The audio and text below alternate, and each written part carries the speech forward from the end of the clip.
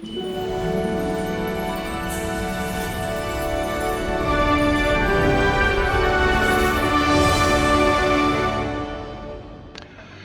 we're now, just about 27 minutes away from the start of this 4-lap ultra lightweight and singles TT run combined. I think now we can go down and join Jeff where the action is. Jeff, did you enjoy the lap on Monday afternoon or Monday evening? Yes, I did very much, with apologies to the marshals at Laurel Bank and Windy Corner, which I took on the wrong racing line, but I certainly did enjoy it, and thanks to Roger Owen and Terry Gilmore for getting the Honda 3-cylinder ready for me. It was a wonderful ride, and it was a privilege to do it.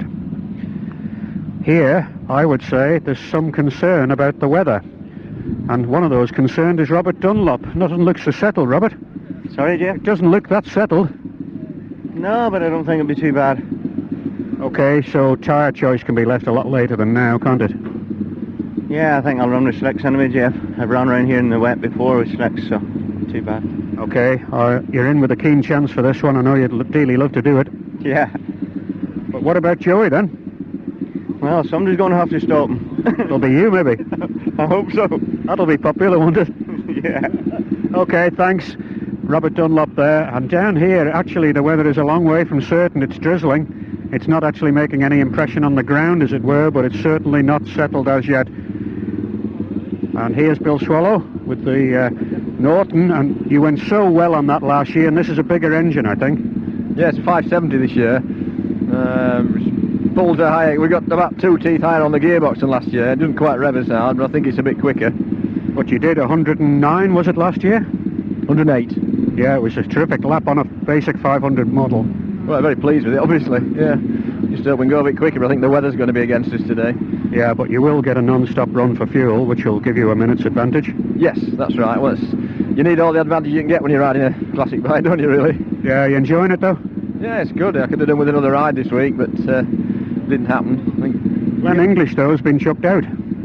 So I heard this morning. Is it just because he hasn't done enough qualifying laps or what? I think so. Is it? No, it's a pity. It's a pity.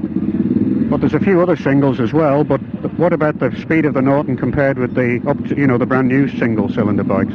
Well, obviously it's a bit slower. They don't accelerate as well. We were up at JB on Sunday, and compared to the Chrysler's BMW, it just gets left for dead. But I think once you get it going, it's reasonably quick. Well, you won't mind if it is a bit damp, will you? Don't like it, but I seem to do well enough when it's wet. Okay, well, go and have a look now, and thanks for talking to us. Bill Swallow with Brian Richards Norton, the 570 model. I was just looking at that results sheet before we really get into our stride here for the 400, in which the winner has been excluded. And I don't think, Peter, you may know, but I can't recall a race where every finisher's got a replica. No, it's quite amazing, isn't it? And in actual fact, with the exclusion, there was one rider benefited. He had a bronze, but when they reworked out the times after the exclusion of the winner, he actually got a silver. So it done him a bit of good. But I agree with you, Jeff. I can't remember a race where every single finisher has a replica. It's usually at least a couple of finishers awards. I see that Bill Smith was the final finisher, and he gets another replica. That must bring him over 50, I think, doesn't it? Yeah, or up to 50. I think he got his 50th last year, so I think this will be 51. You really can't imagine doing that so late in life, as it were, with respect to him, can you? Quite remarkable, but he's been a tremendous competitor on the TT course, as we all know, and 4 wins I think he has to his credit.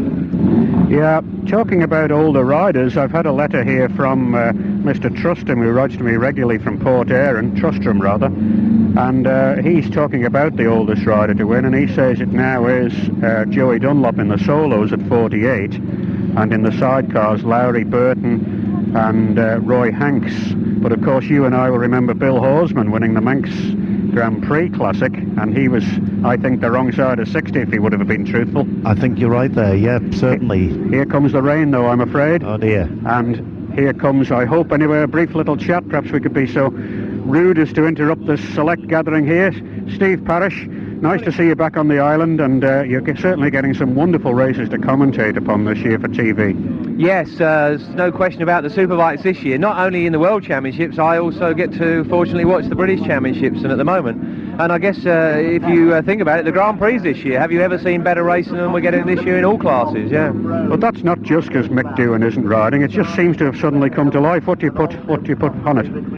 Well, certainly in the superbikes, a lot of it's come down to the last two circuits being at Monza and Hockenheim. The fast circuits always tend to equate to really good racing, but the Grand Prix, I've no idea. It just seems that at the moment, all the bikes are pretty comparable and very close competitively, and the riders as well. But yeah, I think you're right. Even if Mick had been around, I'm sure it would have still been just as close. So it's excellent, and hopefully it'll be here the same here today. Who do you fancy for the 500 championship? It's still open, isn't it? Well, I have to say, initially I thought Kenny Roberts Jr. was there, but at the moment it really is anybody's, I guess. Even Checker's running extremely strong. The Yamahas seem very good, and that's what's kind of nice about the Grand Prix at the moment. It's wide open. Superbikes, I mean, you'd have to say that I guess only Colin Edwards can lose it this year. Realistically, he has a much better chance than anyone with having the best bike. Troy Bayliss, though, is really, really impressive. First time or second time out this last weekend was great, and good to see him back in the World Championships. When he won the British Championship and went to America, you tended to think that would be the last you'd hear of him. Then he came back and he didn't impress and went back and you thought, that's him. Then suddenly he comes back a second time and he's really on the pace. Yeah, I mean, Troy was very impressive when he came over from Australia initially, and winning the British Championship was no mean feat, obviously. Went off to America, which was kind of a good for him financially and I guess career-wise, but I know he didn't want to go to America, and he was so pleased to come back. His traumatic time in Japan was just bad luck, really, and now he's back. Ducati have guaranteed that he'll run for the rest of the year, and hopefully if Kyle Fogarty comes back, they'll run 3 bikes in the championship. Okay, before I leave you, I have to say your car is parked illegally. Will you please move it? But otherwise, are you still driving the trucks in the Grand Prix Truck Series? Yeah, very much so. In fact, I have to leave, unfortunately, in about 2 hours' time, because I'm off to Austria tonight for the fourth round of the Truck Championship. So yes, I'm about to get in my car and leave anyway and watch from Bray Hill and then straight off the island about midday. What about these vagabonds you've got with you here, then? Yeah, I'm bringing Sean Emmett beside me. He's never been to the Isle of Man before, so I'm sort of working for the Isle of Man Tourist Board, bringing people that have never been here before. Okay, Sean, one of your old bikes is up in Onken from the stable I had my Honda for the Classic Parade. I think that was the Yamaha 4 from 2 years ago, was it, or 3? Yeah, I think that was the first 500 for the Harris 500 Yamaha, my first year in GPs, yeah. So, yeah, it's a good bike, that. I'd like to go and see it again. How would you like to ride round this circuit competitively? I think I wouldn't mind on a moped or a scooter, but no, I went around yesterday and it's just so long, it's unbelievable. I mean, just to learn the circuit must take, at least a couple of years, so I don't think I fancy. I'd like to go around, just for a cruise round, but doing the speeds these guys do, they are real brave guys. Okay, have you managed to scrounge a trip over to here amongst everything you're doing then? Well, I just come over with Steve on Plummet Airlines, and we just come over in a light aircraft just for a few days. I've not been, it's my first ever time over, so when I was given the opportunity, I took it with both hands. Just hoping the weather dries up a bit and we get a really good race now. Okay, I have to leave you there. Thanks for those brief thoughts, and we do now have the arrival of His Excellency the Lieutenant Governor. Thank you, Jeff. Yes, the police car pulls up and the limousine of His Excellency the Lieutenant Governor. The Scout opens the door, and once again we do welcome His Excellency the Lieutenant Governor, Sir Timothy Dawn, to the Isle of Man TT races, being greeted by Don Ryder and Ted Bartlett representing the Autocycle Union. Now, ladies and gentlemen, the national anthem.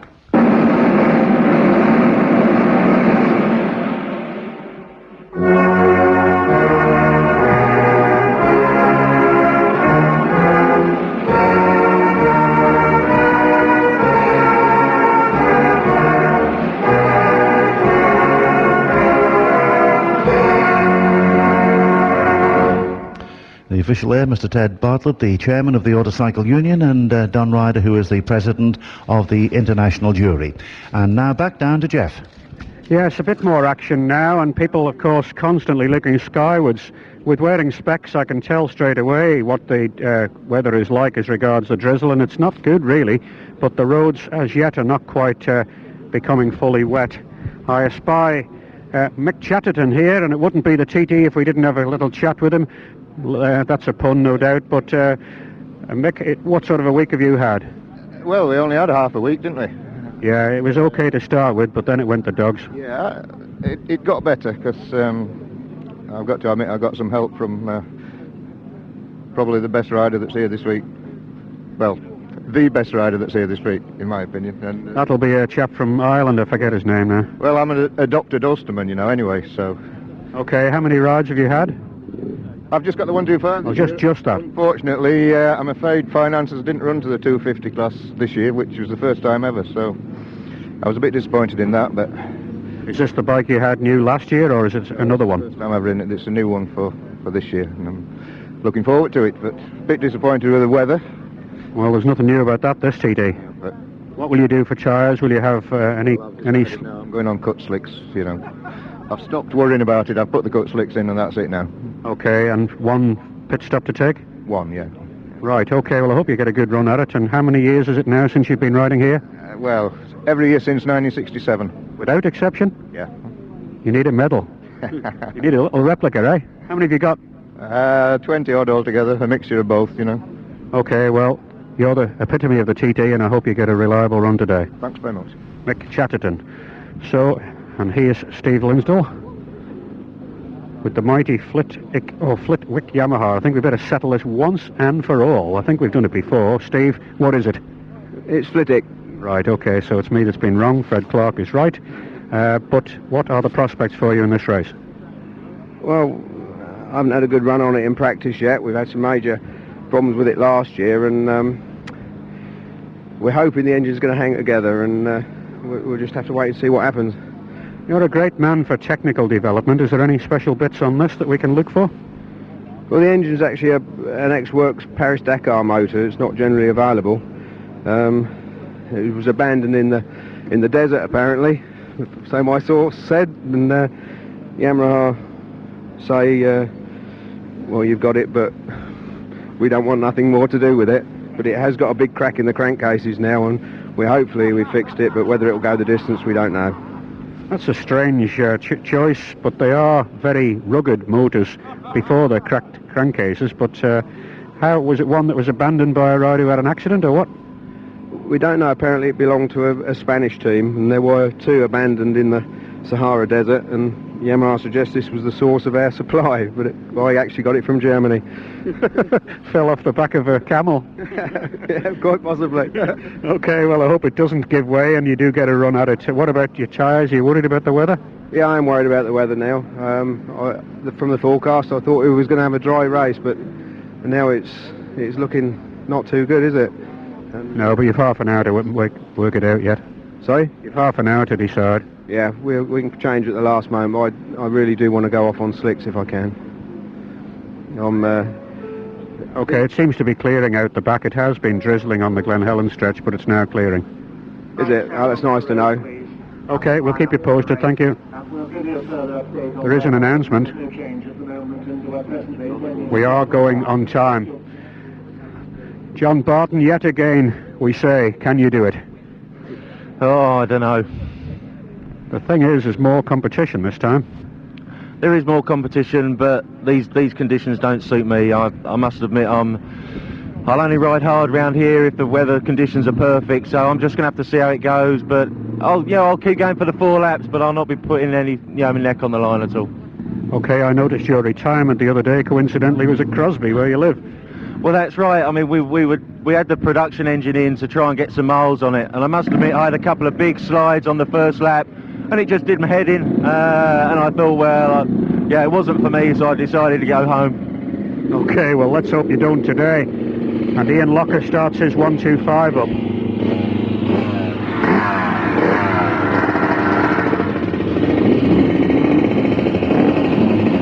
Ian, you're not on the practice leaderboard, but that doesn't make any difference. No, well, I hope it doesn't. No, I think we got things sorted out now, we had a few problems during the week with this bike, but yeah, we're there or thereabouts, so I think we won't be far away. I think the weather's clearing now. Good, yeah, that's a good sign. Yeah. You're doing well this week though, what, 3rd and 4th? Yeah, 4th in Formula 1 and 3rd on the Mountain 250 on the other day, so that was good, and looking forward to it today. It's just a shame that the weather always seems to spoil things for me, so I don't know, but it's the same for everybody at the end of the day, depends who wants to push it the most in the conditions, You've got a lot of different bikes to contend with though. Yeah, I'm starting to get into the 4-stroke things a lot more, it's just where the future of racing's going, and you've just got to be able to ride the big bikes, you know, and that's where I want to end up. The 250 entry was down a lot this year, wasn't it? Here. Yeah, it has been everywhere. It's on the short circuits in the British Championships. It has been in the Northwest, and I think it's going to continue that way. It's a shame, you know, they're so expensive to buy. You're talking the 250s, the best part of £16,000, and then you have to spend probably another 5 or 10 on them. So they're very expensive things, you know. But the Grand Prix look as if they're going over to 4 strokes too. Sorry? The Grand Prix look as if they're going over to 4 strokes in a couple of years.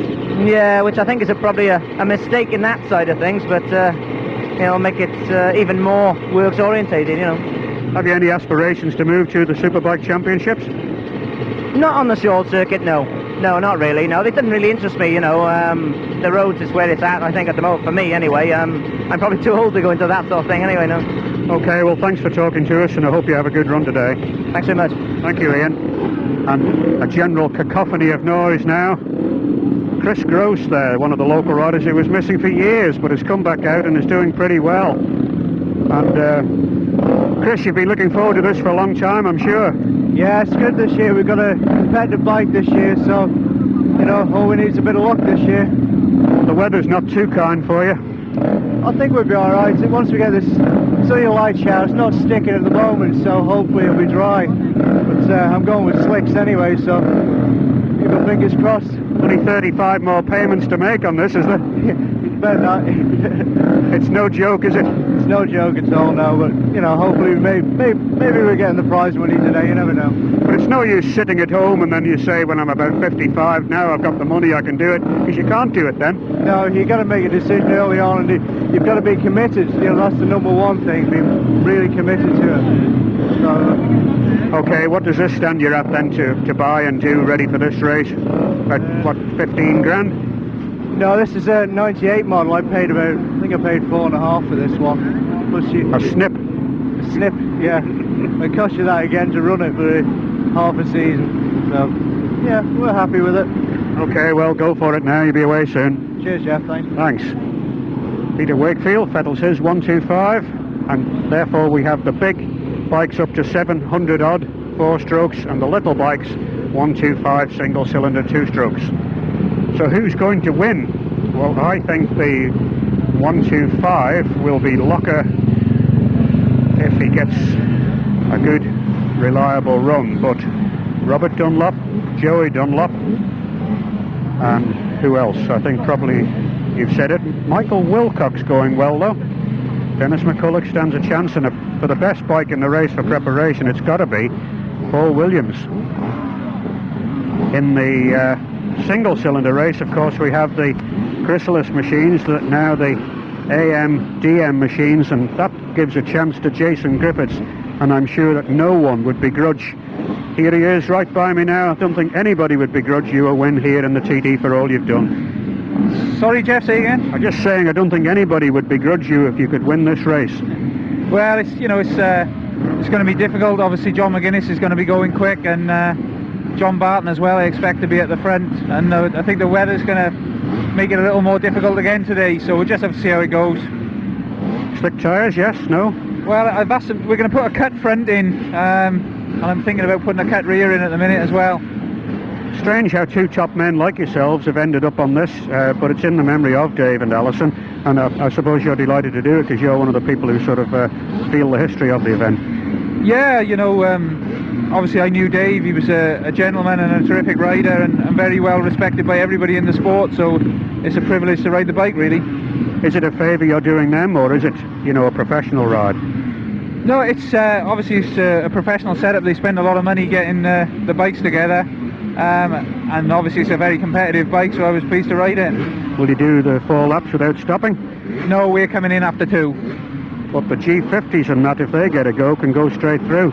That's right. I mean, obviously it's just going to depend what kind of pace we can set with a lighter fuel load. It must be great to ride something like this, though, when you can go so much faster on the other bikes. You must be able to nail these. Well, yeah, it's good fun. Good fun. That's a new one. Okay, we're moving up onto the grid now then from the lower paddock. And this is Joey Dunlop's bike.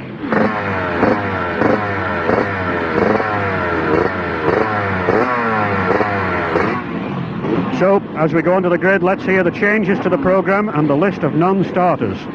Thank you, Jeff. The non-starters for the ultra-lightweight TT are as follows. Numbers 8, 24, 25, 34, 36, 40, 43 and 46. For the singles race, the non-starters are 53, 57, 61, 64, 67, 75, 76, 77, 78, 81, 82 and 84. There are 4 changes of machine. Number 66 rides a Yamaha 620. 66, a Yamaha 620. Number 67, a BMW 680. Number 67, a BMW 680. Number 75, a Sealy. 75, a Sealy. And 76, a Sealy G50. 76, a Sealy G50. And I've just been informed that a silver Ford Galaxy, registration number EMN 698V, is causing an obstruction at Braddon School. That's the end of the access road. It's causing an obstruction there. Silver Ford Galaxy, EMN 698V. Please remove it immediately. One quick commercial break before we rejoin Jeff. Bike racing can be dangerous for competitors and spectators. Don't go into prohibited areas while races are on. Be cooperative if you're told to move for safety reasons by a marshal or the police. Any requests they make will be with the best intent and with your safety in mind. Help make this meeting go off as safely as possible. Think about safety. Your own. Jeff, I've just been informed that there is a 15-minute delay before the start of the ultra-lightweight singles race. Yeah, here we go, the same routine again, and the riders were on the grid here now, and they are pushing their bikes back into the paddock. It is drizzling, but the roads are dry still here at Glen Crutchery, and there is a delayed start posted there. Jeff, apparently there's just a band of drizzle across the island, and it should clear then. That's the reason for the 15-minute delay. Dennis can't believe it, Dennis McCulloch, you just can't believe it. I know, wait till you're on the line, you're ready to go. Well, it's for your benefit, really. They say it'll go in quarter of an hour. I know, but there's not going to be like a miracle within 5 minutes, you know. Well, we'll try and get you one. I told you they're not keen on it. So, I think, Peter, with that, we're not going to get too much business here on the grid with the riders, because I think they know what happened on Monday, and they're going to beetle off, but it does put the pressure on, doesn't it? It does, there's no doubt about it. I mean, even ourselves, we can feel it. You get the build-up, you get to the, just about 5 minutes to go, and suddenly you think, oh dear, it's gone flat a little bit, hasn't it? It must be, I mean, it's bad enough for us, but for the riders, it must be tremendous pressure on them. Russell Henley, you were just about to get your hat on and go then, and suddenly you're not going. Yeah, it's been the story of the week, really, hasn't it, Jeff? Yeah, well, it's a band of drizzle apparently that's crossing the island, but it'll go shortly, so they say, and we'd be glad to see the back of it. Yeah, I'll probably be glad to see the back of this fortnight. It's not been so good, has it, really? But luckily the racing was good for the lads on Monday. Practice was good, obviously, at the beginning of the week, but towards the end of the week things went a bit pear-shaped, so we haven't had much of a run on the 125. I haven't done a flying lap yet. We can't pull top gear. So today's trial and hour, Kev Spur and Bob Gregg have helped me out a lot at Derby yesterday, and we've changed the gearing, so it's a fingers crossed. But you won't really know what's happening until you get through Union Mills and open it right up the Bella Hutch, and that's when you know whether it's anywhere near. That's right, yeah. Bit of a gamble, really, eh? Yeah, I suppose so, yeah. It's, the Isle of Man's a gamble. You have your fingers over the clutch lever going down the Highlander first lap, do you? After last year, the bike seized on every single lap I did, so I've got the quickest clutch hand in the West. Yeah, but you've been a great competitor around here. You seem to enjoy it. Is it an act, or do you genuinely love, you know, the social side that goes with it? Oh, I certainly love the social side. Not that I've had one this week, but it probably is a bit of an act. I can remember before the 96 Manx, you mentioned the fact that I was walking around pretending to be unconcerned. I wasn't pretending to be unconcerned. I just didn't know what to do. I was shaking from head to toe. Are you now, though, years later? It wears off a little bit, like, because the pressure was on in the Manx for a win. The pressure's off nowadays. You know, it's just a self-induced pressure to just sort of see how well we go. But Well, you got that win in the Manx. yeah, it seems like a lifetime ago. Certainly does, but since then, of course, you've had a period of inactivity when you had a bit of a bump up the mountain somewhere, wasn't it? Was that just up after Guthrie's or somewhere, wasn't it? No, it was actually after Sarah's on Craig Willie's. Oh, right, I got the wrong incident there, then. Yeah, it still hurt. Yeah, it's no less solid. So when was that and what was it? I forget. It was the 97 senior. I was on Martin Bullock's 250. No excuse for the accident. The back end just let go and high-sided me, and there was a nice salt bin there to collect the bike. Okay, but it took a lot of getting over, didn't it? It did, yeah. I still couldn't walk properly for 98, so I missed that. Last year, again, we had a lot of problems with the 125, but we've got new crankcases, well, practically a new motor this year. And just the lack of practice time we've had, unfortunately, because of the weather, and not being allowed out on Monday. So today's just touch and go, you know, we'll just see. Okay, well, the main thing is to get it started. It's already improving here. I think we will be away at 11 o'clock. Thanks very much. I've never started a wet race yet in the Isle of Man, so fingers crossed, eh?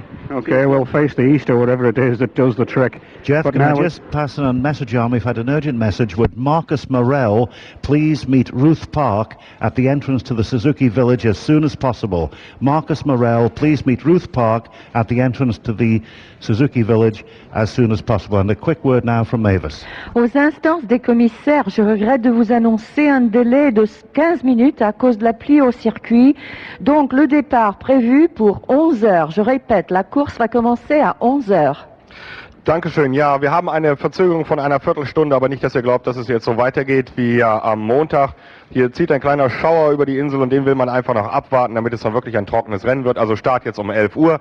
Damit wieder Peter Kneale, bitte. Thank you very much. And Jeff, it's a fairly lonely spot I see you there in on the starting grid. Yeah, there's Tim O'Hanlon and I and half a dozen bikes, and then you've said it.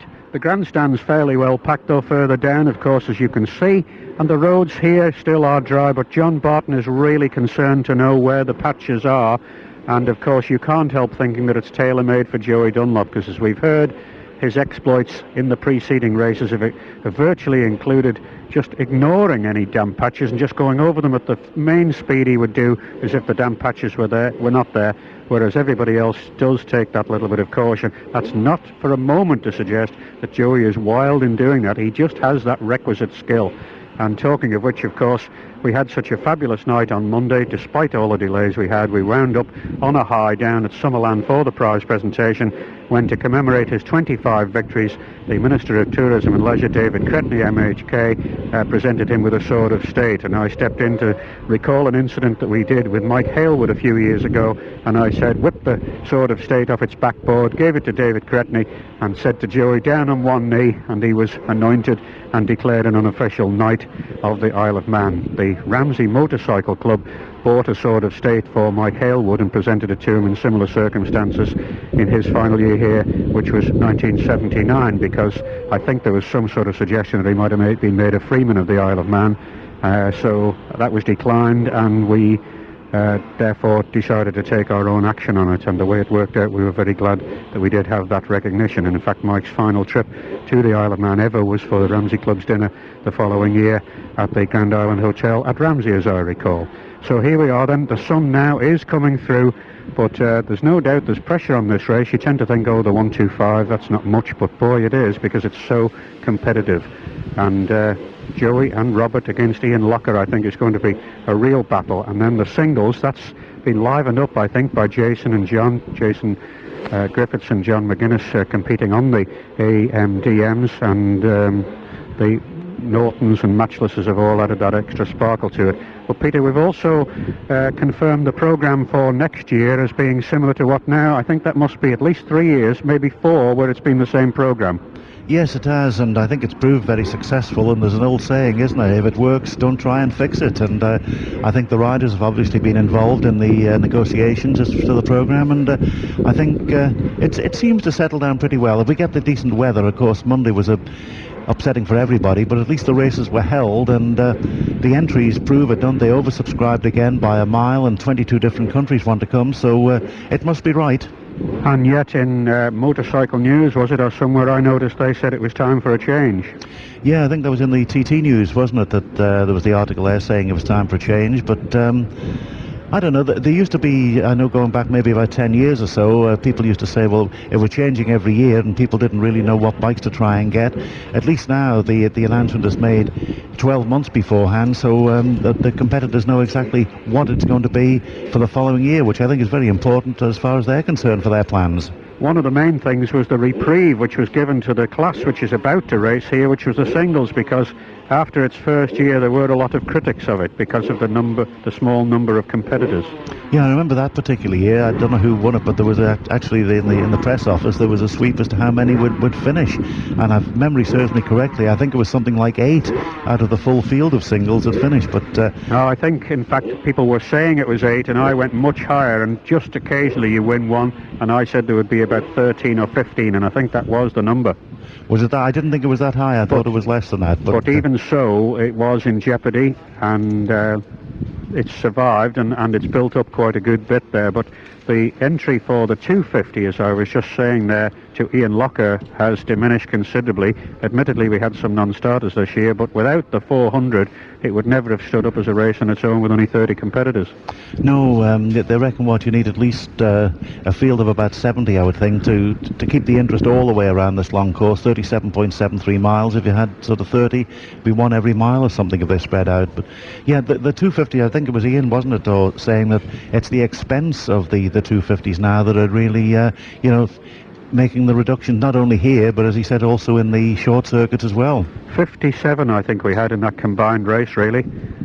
Yeah, which is, it's not a bad number, is it? No, of course, the same problem beset the senior TT about 3 or 4 years ago, didn't it, where we had only 32, I think, for the senior. That's right, and that's why now I find it very interesting the way it's organised now, that it's the fastest in practice goes off at number 1.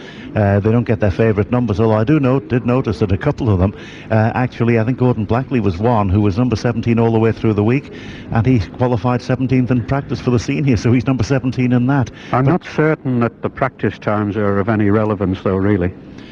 No, but it does make it the fastest men are out in front. David Jeffries and Jason Griffiths. Joey is number 6 in the senior this year, so that'll catch us out a little bit. Just hope number 3, who I can't remember off the top of my head who number 3 was. I don't have the list. Adrian Archibald. I don't think he has a yellow helmet, so we shouldn't be confused. Do you remember the year that Ian Locker actually took over the number 3, and he had the yellow helmet, and he was almost identical to Joey from a distance? Yes, but Joey has stuck to his helmet virtually throughout his career, the RI yellow. A few others have tried it, but have reverted to different colours because of that reason, I think. People say you're trying to cash in on the legend. The senior with its field, of course, does... Jeff? Fred? Yeah, just going back on that helmet, there's a nice little story behind the yellow helmet, how it came about with Joey. And it was in the very early days of Joey's career. It goes back to about 1972. And it was the very first free helmet that Joey was given, and it so happened it was in yellow. It was one of the early polycarbonate lids that were moulded in 2 parts, and so they thought, well, just to hide the join, as it were, they'd put a strip of black masking tape running from front to back. And he's always used that yellow since 1972, and it came about purely by luck. It wasn't pre-designed, purely his first ever free helmet so happened to be yellow. Incidentally, Joey now, of course, he went on to Kangol, but Joey now is probably RI's longest-serving rider. I think he's been with RI since about 1982. Jeff? Yeah, it's a long way from the days when the riders used to paint their helmets by hand and have their individual designs on them, isn't it? Jeff, going back to helmets, the first helmet I ever had was the pudding basin, obviously, and I hand painted it white, and actually I had a Norton at the time, and I got a Norton transfer across the front. But that was leather, wasn't it? I'm not quite sure what the material was. I don't know whether leather had been invented then, Jeff. I thought you had the ones with the ear flaps on, Peter, to go with the Biggles goggles. Oh, I've had them as well. That was on a 19-something-30 Royal Enfield 125 hand change, which the first lap of the TT course I did on that, I finished pushing up from Guthrie's. It was interesting. Don't tell me you got a silver replica. No. I got a bit tired, though. Jeff, I went off bikes for a while. Jeff, going back on helmets, it was interesting that when the full-face helmets came in, that the Swedish Federation were very, very slow. They would not approve them initially, and whilst they were very much de rigueur with the Bell helmets and things like that in the World Championships around the 1970s, you would see current World Interrupt you, champion... Jeff, to tell you we've just had confirmation now. We're going at 11 o'clock, the race starting at 11. So 11 o'clock, so just finishing that story off, that you'd see in those early days Kent Anderson with a full open helmet, and that was because his federation would not approve anything other than a full helmet. So 11 o'clock then, so Jeff, riders will be assembling very shortly. Yes, they'll be coming back out shortly, and it'll be interesting to see if Bill Swallow has gone for his open face helmet, just to finish the story off, because he, in the Grand Prix anyway, sometimes still goes with an open helmet and goggles rather than the full face, although in fact recently I think he's finally been converted. There's nothing to say you can't ride the other sort, I don't think, but the protagonists to that are few, and one of the first people I saw with the full American style helmet, not the full face but the open face other than the pudding basin I mean, was Dickie Dale. He rode at Oulton Park, I think it'd been about 1959, and then Ed LaBelle, whom we mentioned in practice, who was due to be here for the Classic Parade, but I didn't see him. So the news of that start with 6 minutes to go has not interested anybody. I'm not certain that they know, because no one's moving from the paddock. Jim, what's the buzz on this? No, they were given a call. They said they'd be getting a call at 5 to bring their bikes up. Okay, well that's about a minute away now, so there'll be a bit of a scatter now, and those who left them up on the grid, including Roy Richardson, will have a slight advantage there. But the singles take a little bit of warming up, but the big thing is, of course, they're way back in the starting order, so they've got more time. One of the big things, of course, is actually getting them to run at all. And there's a much bigger prevalence of the rollers to start them. And for those who don't know what we're talking about, it's a little sort of a garden two-stroke mower engine mounted on a little trolley with a wheel, a small wheel, like a go-kart wheel. That turns, you put that against the back wheel of the machine you're trying to start, with the machine on the stand. The rider sits on it, they start the gardening engine up and take it against the back wheel for quite a while, actually, about 20 seconds. The rider's in gear, and then he drops the clutch and prays that it'll turn the engine over, and with a bit more success than trying to start them by bumping them. They're so high compression. And of course, even in the pits the other day, we saw it done after a pit stop by James Courtney with his Ducati. So here comes the cavalry, Robert Dunlop's machine, and conditions are better, but out to the Bray Hill end it's still grey. But the roads are dry here, but I wonder, is it worth having a quick word with Morris to see Glen Helen's conditions, Morris? Sorry, Jeff, yes, they're dry here. I can tell you that they've been dry for some time, so we're quite happy. We've got, we did have a bit of drizzle, I suppose, about half an hour ago, just at the time I think there was some suggestion there was drizzle at the grandstand.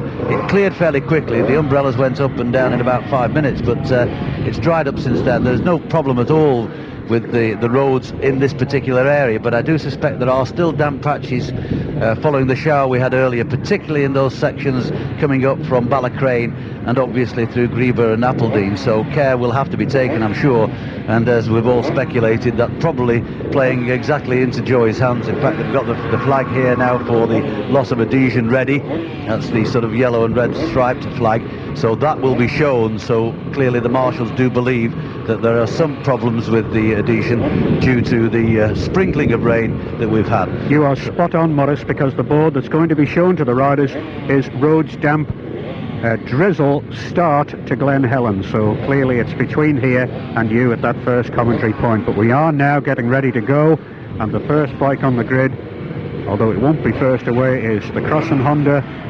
You still equate Robert with the green and white, but this time it's a sort of orange and cream, and he's overtaken now by bike number 2, Darren Lindsay, 106.91 in practice to be second fastest. We haven't mentioned much about him. He could go, and he's on slick tyres, certainly on the back, yes indeed, slick tyres all round. Robert Dunlop has a most peculiar front tyre. It's a slick, but it's got cuts right in the centre of it on the part that runs when the bike is upright, and they are like a sort of zigzag single cut. But for number 10, James Crumpton, he elects slicks all round, as does number 6, Dennis McCulloch. But in fact, number 1, Paul Williams, I notice has an intermediate back tyre in. And let's check the front. Yes, he's gone for those all round, so he must be a little bit nervous about the possibility of the damp patches. Now here's your man, 25 TT wins in 25 years, and what's he got? He has got a slick back tyre, but he has a slightly treaded front, so they're wanting the front to hold in case it's damp. That's giving you the best of the options. There's no suggestion whatever of a wheel change once the race has started. And here's Ian Locker. And he does the same as Joey. And he's got a slick back tyre, but he's got a cut front. Damp patches are being signified to the riders. And they're already up onto the grid, as indeed they have to be, because the race is only a couple of minutes away now. And I'm standing by this elite group. It's Paul Williams who lead away, number 1 on the Demon Vimto Honda. Darren Lindsay, number 2. Joey, number 3. Robert, number 4. Locker, number 5. So 3, 4, 5. I'm sure it'll be between them. And with the change to the 400 results, there's 111 wins for Honda, so a win here for a Honda, which seems a fair bet, would be 112 victories. As Paul Williams assembles on the line now, it's breezy, it's blustery. I wouldn't exclude a good shower coming in on the early part of the course. The roads are dry here now, though, as we stand by for the start. You can feel the tension amongst these riders as Robert comes out, and they're all looking at those black clouds down over St Ninians. The visibility doesn't seem too bad, but and in fact we're ready for the start now, so over to Peter Kneale. Thank you, Jeff. Yes, and 1 to 7 I reckon you'll find the winner in this 4-lap ultra lightweight 125cc race. Reintroduced when Robert won 3 in a row, then Joey took over and won 3, and I think there's only about 2 riders have ever won it apart from the Dunlop brothers. They make it their own virtually. Ian Locker and Mark Baldwin, exception perhaps, who have borrowed the trophy just for a year or so. But now Paul Williams on the little 1-2 Honda gets the signal to start, and we're underway with a 4-lap race. The Demon Vimto Honda 125. Number 2, Darren Lindsay, winner of the ultra lightweight Manx Grand Prix a couple of years ago. And now your man himself, Joey, number 3. Listen.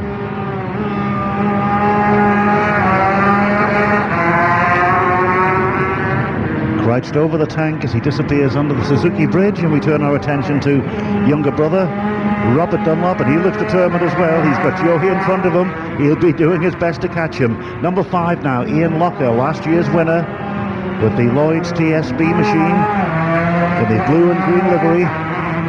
Number 6 next, Dennis McCulloch, another man who has been so near winning a TT without quite making it. He's got the Lunny 125 Honda. He comes from Blackskull in Northern Ireland. Number 7 now, Gary Dines, 3rd last year, member of the manufacturers winning team. Honda 125 from Marilyn in Northern Ireland. Number 8, a non-starter, Bruce Anstey. So next will be number 9, Gary Bennett from Preston. He retired last year in the race at Ballahutchin, so we'll be hoping for better things today. He gets the signal and he's away safely. Next will be number 10, James Crumpton with a Watkins Honda 125. Clouds of blue smoke out of that one as she fires up, and he's away safely though. Number 11 now, Noel Clegg on the 125 Honda. He used to live in the Isle of Man, as we told you, but now resides in Rochdale in Lancashire. Number 12, the next starter, is Barry Wood, the local rider from Douglas in the Isle of Man with the Railway Inn Honda, winner of last year's classic lightweight Manx Grand Prix race. Unusual, but it's there. And number 13, it's Russell Henley.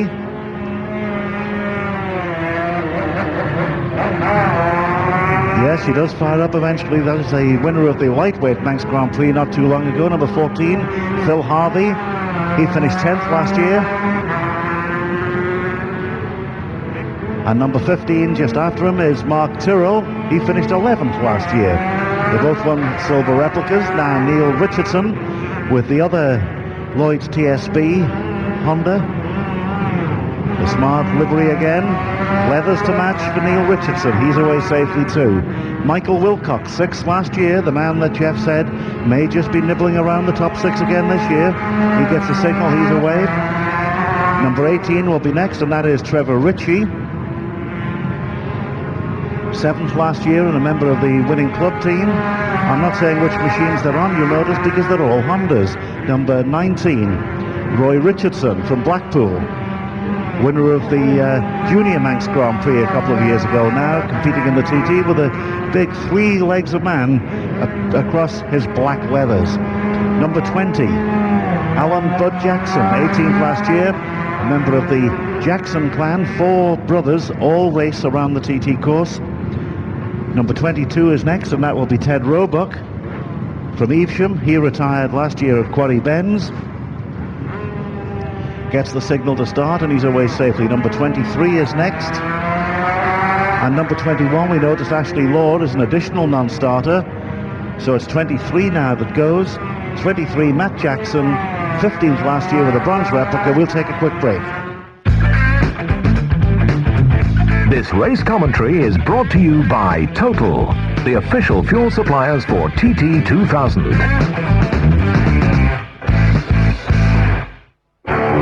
One day you might meet Carl Fogarty. One day you'll find the bike of your dreams. One day you might find that elusive accessory. One day you may find a show that's actually exciting. The new International Scooter and Motorcycle Show, the NEC Birmingham, from the 10th to the 19th November. The ultimate day out. When you're at the greatest road racing festival in the world, you need the greatest selection of clothing to mark the event. Make sure you visit the shopping area behind the grandstand. It's open all day, every day, and you'll find the official TT clothing from fleeces to polos, jackets to caps. Plus, there's refreshments available all day. So stop at the shopping centre behind the grandstand. Chris Gross, Peter Wakefield and Carl Johan have left. There's Nigel Bish, a newcomer from New Zealand. He's away safely. Number 30 is next. That's Sean Leonard from Dublin. 31, Jimmy Rogers. He comes from Colinchie in Northern Ireland. He's away. Number 32 will be next. Chris Faulkner from Congleton. Finished 28th in this race last year.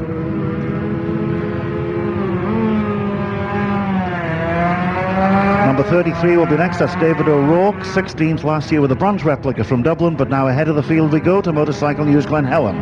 Yes, indeed, Peter. And who's going to be first on the road after this 9.5-mile dash? We look away towards the left, to the first left-hander, then the right. We can hear a machine approaching. So is this going to be Paul Williams, Darren Lindsay, or even Joey Dunlop? And it's number 2, Darren Lindsay, first on the road at Glen Helen. Very quickly round that long left-hander, followed by 1 and 3. There's Dunlop. So Williams is through, so is Dunlop. The loss of adhesion flag being shown, but it's dry here just at the minute. But certainly first through was Darren Lindsay, followed by Paul Williams and Joey Dunlop in that order as they went through here. Number 4 is next. Robert Dunlop, 5th place for him last year. The marshal's just showing me the board, asking the spectators once again not to use the flash cameras.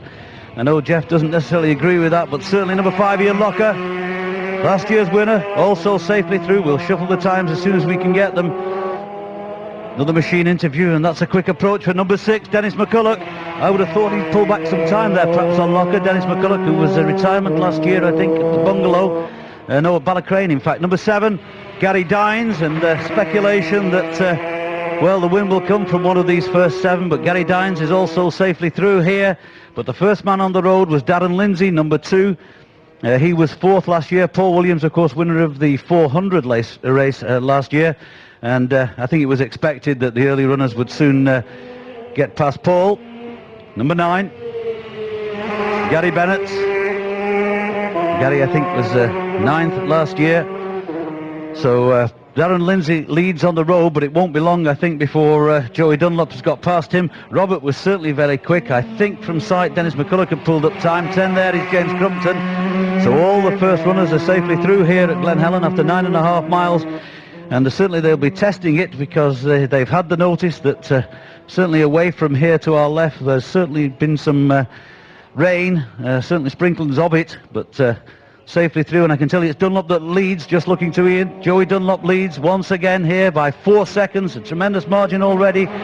It's his day again, Noel Clegg. The man, as Peter says, used to live here on the Isle of Man, now in Rochdale, and of course many of us did that the other way around, from Rochdale to the Isle of Man. 12 is Barry Wood, first of the locals, so he's safely negotiated that 9.5 miles. In second place, I can tell you it's joint between Darren Lindsay and Robert Dunlop, but they're 4 seconds down on Joey. 14 is Phil Harvey, 15 and 13 close together. Mark Tyrrell and Russell Henley. Russell retired at Sulby Bridge last year. So Joey Dunlop leads by 4 seconds.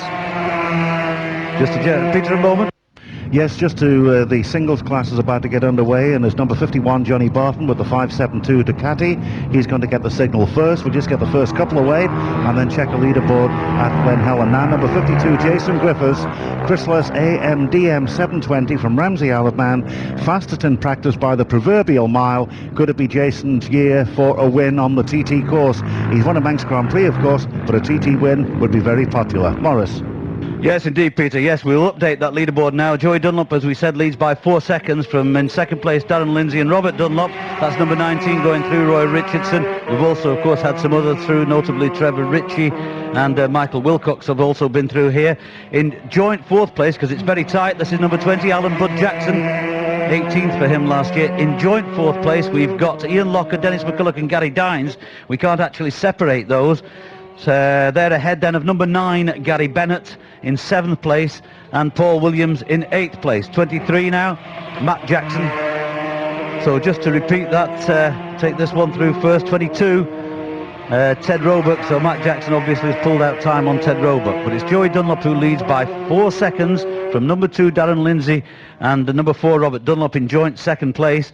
Then moving also up into joint fourth, and we can't separate any of these, in number 17 Michael Wilcox.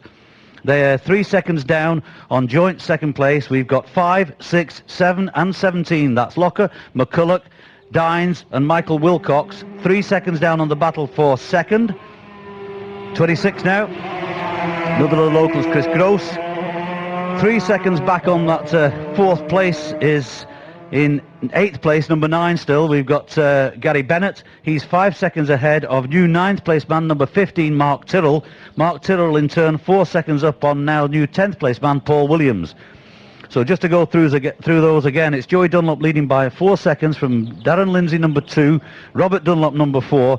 Then 3 seconds further back on that is a real battle for 4th place. We can't separate. 5 Ian Locker, 6 Dennis McCulloch, 7 Gary Dines. That's 27 going through Peter Wakefield. And 17, the highest there, Michael Wilcox in that joint 4th place. 3 seconds up in 8th place now, number 9, Gary Bennett. Further 5 seconds down on that, number 15 is Mark Tyrrell. 29 now is Nigel Bish, newcomer to the TT. So we've given you 9th place, number 15, I think, Mark Tyrrell. In 10th place, 4 seconds behind Mark Tyrrell, is number 1, Paul Williams. 28 is Carl Johan, another of the newcomers to the course. Another machine interview round the right-hander. Number 32, that's gingerly there, Chris Faulkner, followed by number 30 and 31. So Sean Leonard and Jimmy Rogers have negotiated this 9.5 miles, and obviously difficult sections there through Greba particularly, and up from Ballacrane, where there's obviously been some dampness, at least. Don't quite know how wet it is, but on this first lap, most of these riders taking it very carefully indeed and sussing it out, and it looks as though this is going to work in Joy's favour once again. 35, John Vincent. So amazingly, the news, as it has been in the other 2 solo races that we've had already on Saturday and on Monday, the news from Glen Helen once again is that Joey Dunlop leads this race on the first lap after 9.5 miles by 4 seconds from Darren Lindsay, who was first on the road, but by now that could well be Joey. Jointly in that second place is number 4, Robert Dunlop, but then it's a real scrap in the 1-2-5s, and that's not surprising because we cannot separate in 4th place numbers 5, 6, 7 and 17. They're followed by 9, 23, 15, 26 and 1. With that, back to the Motorcycle News grandstand. This race commentary is brought to you by Total, the official fuel suppliers for TT2000. She's perfect. Great body, awesome curves, so sleek. And what a mover. And she does 0 to 60 in under 3 seconds. When there's more than one passion in your life, Motorcycle News, full of bikes to fall in love with, out every Wednesday. Come rain or shine, the venue on the Central Prom in Douglas guarantees the hottest TT action. Happy hours, 2 live bands every night, racing action with TT and British Superbike stars, plus the fair biker babes, bringing some very warm fronts and other bits your way. So for the ultimate storming TT party experience, get into the venue tonight. We noticed that number 72 was an additional non-starter, but number 76, Carl Wilkie, who was posted as a non-starter, has actually started. Now, Ramsey Hairpin, Motorcycle News. Well, if the weather reports were correct, then they should now be on the complete dry roads once they'd left the Glen Helen section. We're waiting on the first man. The flag goes out. Not much damp, there's just a little bit of damp, and it's Yellow Helmet that leads. It's got to be himself. It is Joey D. He's passed now Lindsay in that... well, there's a bit of a Nibbles voice. There he is. He's there in second place. Darren Lindsay on the Nibbles Catering Honda. So Joey now leads on the road, and what a familiar story that is from Saturday, is it not? Number 3, William Joseph, 25 times the TT winner, now leads on the road. We wait for... and that gap, now Robert is quite a bit behind, I would say, by 10 seconds. Robert's gone back 10 seconds. Now, what about Lindsay? But certainly the advantage over, and they're both 10 seconds back, so they cannot be separated, so they're equal second again. Joey Dunlop now, coming down, that's Paul Williams that's tipped off here. Paul Williams just slides the Stuart Easton Vimto Honda onto its side as numbers 5 and 6 go through. That's Ian Locker and Dennis McCulloch. Paul Williams, he's okay. It was a gentle get off, but the scrutineers, the marshals want to check the machine out. He just gently, he's just saying, yeah, what do I do? Can I go? There's number 7 going through there. That's Gary Dines, and they're going to let him start. I think the Vimto got a little bit of a fizz up. It blew the cork, and he just gently laid it down on its side here at the hairpin. Listen to this. He's about to start.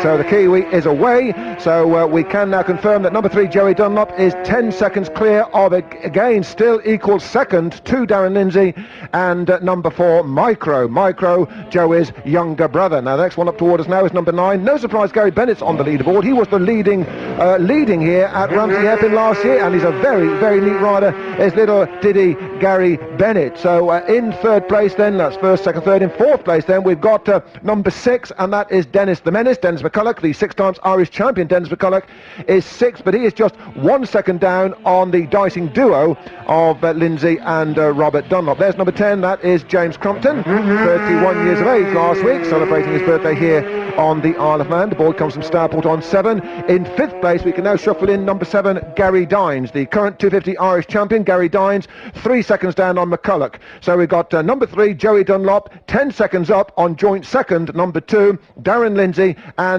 number 4, Robert Micro Dunlop, who in turn are just 1 second ahead of number 6, Dennis McCulloch. He in turn 3 seconds up on number 7, Gary Dines, and Dines in turn is 7 seconds up on last year's winner, Ian Locker. That is the number 11 machine of Noel Clegg, the Halpine Bike Assist machine of Noel Clegg, having his first ride since he crashed here at Greeba Castle last year. But I think we can go back and join Morris down there at Glen Helen. Yes, indeed, Fred, where I can give you the first few in the singles, and I can tell you that the leader is number 56, John McGuinness, on that Chrysalis AMDM by 5 seconds, but not surprisingly, not from Jason Griffiths, but from number 54, Steve Linsdell, on the Flitwick Yamahas, who's in second place. He's 6 seconds ahead of number 52, Jason Griffiths. So maybe the conditions on that first 9.5 miles are playing a part, that's for sure. Number 52 then, Jason Griffiths is 7 seconds up on 4th place man, number 51, John Barton. In fact, we're just changing that as we move up number 59, I think, into that slot. 59, Bill Swallow is in actually 4th place, 6 seconds down on number 52, Jason Griffiths. But the news from Glen Helen in the singles is that the leader is number 56, John McGuinness. In second place, number 54, Steve Linsdell, 5 seconds down on McGuinness, but 6 seconds ahead of 52, Jason Griffiths. Griffiths in turn 6 seconds ahead now of 59, Bill Swallow. who has a 1 second advantage over numbers 51 John Barton and 58 Steve Day. With that, back to you, Frederick Ramsey. Yes, the interesting thing there, of course, is that we know that Bill Swallow and John Barton are going to go through. They will not stop to take on fuel, so they're going to save at least 30 seconds, if not more than that, when the rest of the boys, and we know that the two big four-stroke machines, the AM and DMs of Jason Griffiths and John McGuinness, will be going into the pits to take on fuel. Right, let's get back to the 125s here at Ramsey, and we had a tremendous short-circuit dice come up to us a moment or two ago as Phil Harvey, Mark Tyrrell and number 17 Michael Wilcox on the Graham Adams Honda. He's moving up all the time as Michael Wilcox. We're going to shuffle him in. Yes, he's shuffled in 6th place. So we had in 4th position Dennis McCulloch. 3 seconds back on him was number 7 Gary Dines.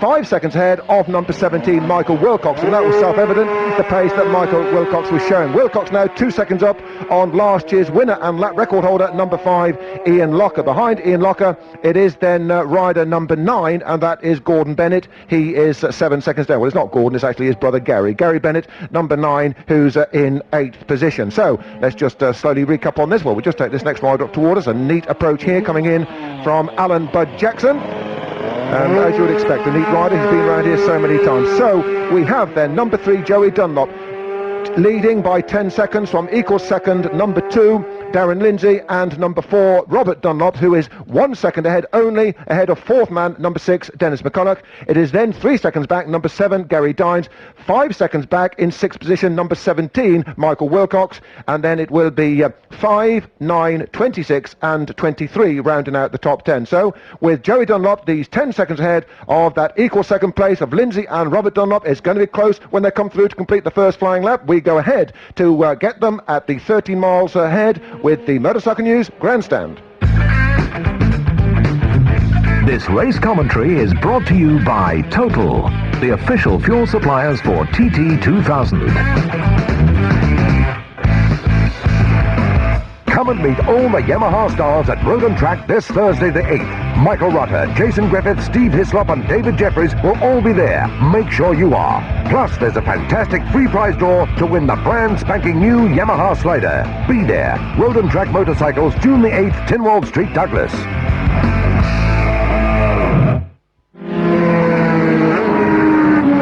Profis fahren Arai. Arai-Helme, weltweit die Nummer 1. Holt euch eure Arai-Helme in Deutschland in allen Goto-Helm-Studios. Übrigens, Goto-Helm-Studio und die Freizeitidee bieten super Reisetouren für euren nächsten Inseltrip an. Arai, there's a difference. One day you might meet Carl Fogarty. One day you'll find the bike of your dreams. One day you might find that elusive accessory. One day you may find a show that's actually exciting. The new International Scooter and Motorcycle Show, the NEC Birmingham, from the 10th to the 19th November. The ultimate day out. Joey is on his way. The light over number 3. Appropriately for him, it's green, and he is through Cronknamona and down to complete the first lap of this 4-lap, 150.92 mile ultra lightweight race. And pleased to say, and I'm saying this with fingers crossed, looking at the scoreboards, not a single retirement so far in either of the races, either the ultra lightweight or the singles. Number 4, Robert Dunlop, also indicated at Cronknamona, as is number 2, Darren Lindsay. But Joey leading on the road once again from his favoured number 3 position on the grid. As we mentioned, he'd be number 6 in the senior. He was 6th fastest in practice, so he'll have a number 6 on the bike on Friday afternoon. But it's number 3 today we're looking for. A board is held out. He must be in view. We can hear him. Yes, here he is. Joey flat out now. 123.6 miles an hour across the total MEA speed trap, 123.6.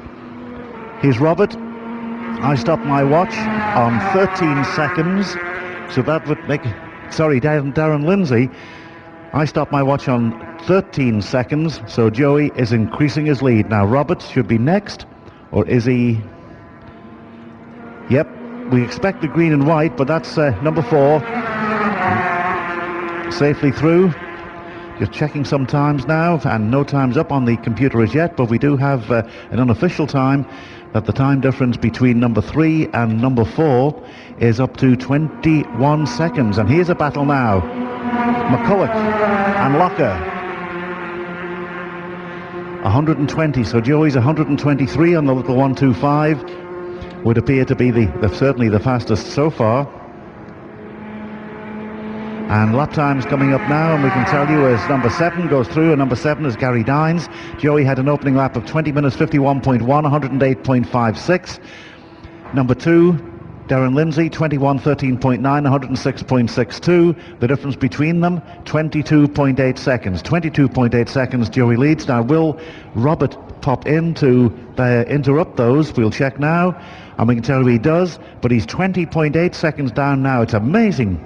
Number 3, Joey Dunlop, leads by 20.8 seconds at the end of the first lap from his brother, number 4, Robert Dunlop, within third place, just 2 seconds down, number 2, and that is Darren Lindsay. So 3, 4 and 2, and an opening lap for Joey at 108.56. That's number 9 circulating past now, and that is Gary Bennett. Further time, in fact, number 6 has moved up on our screen into second place. That's number 6.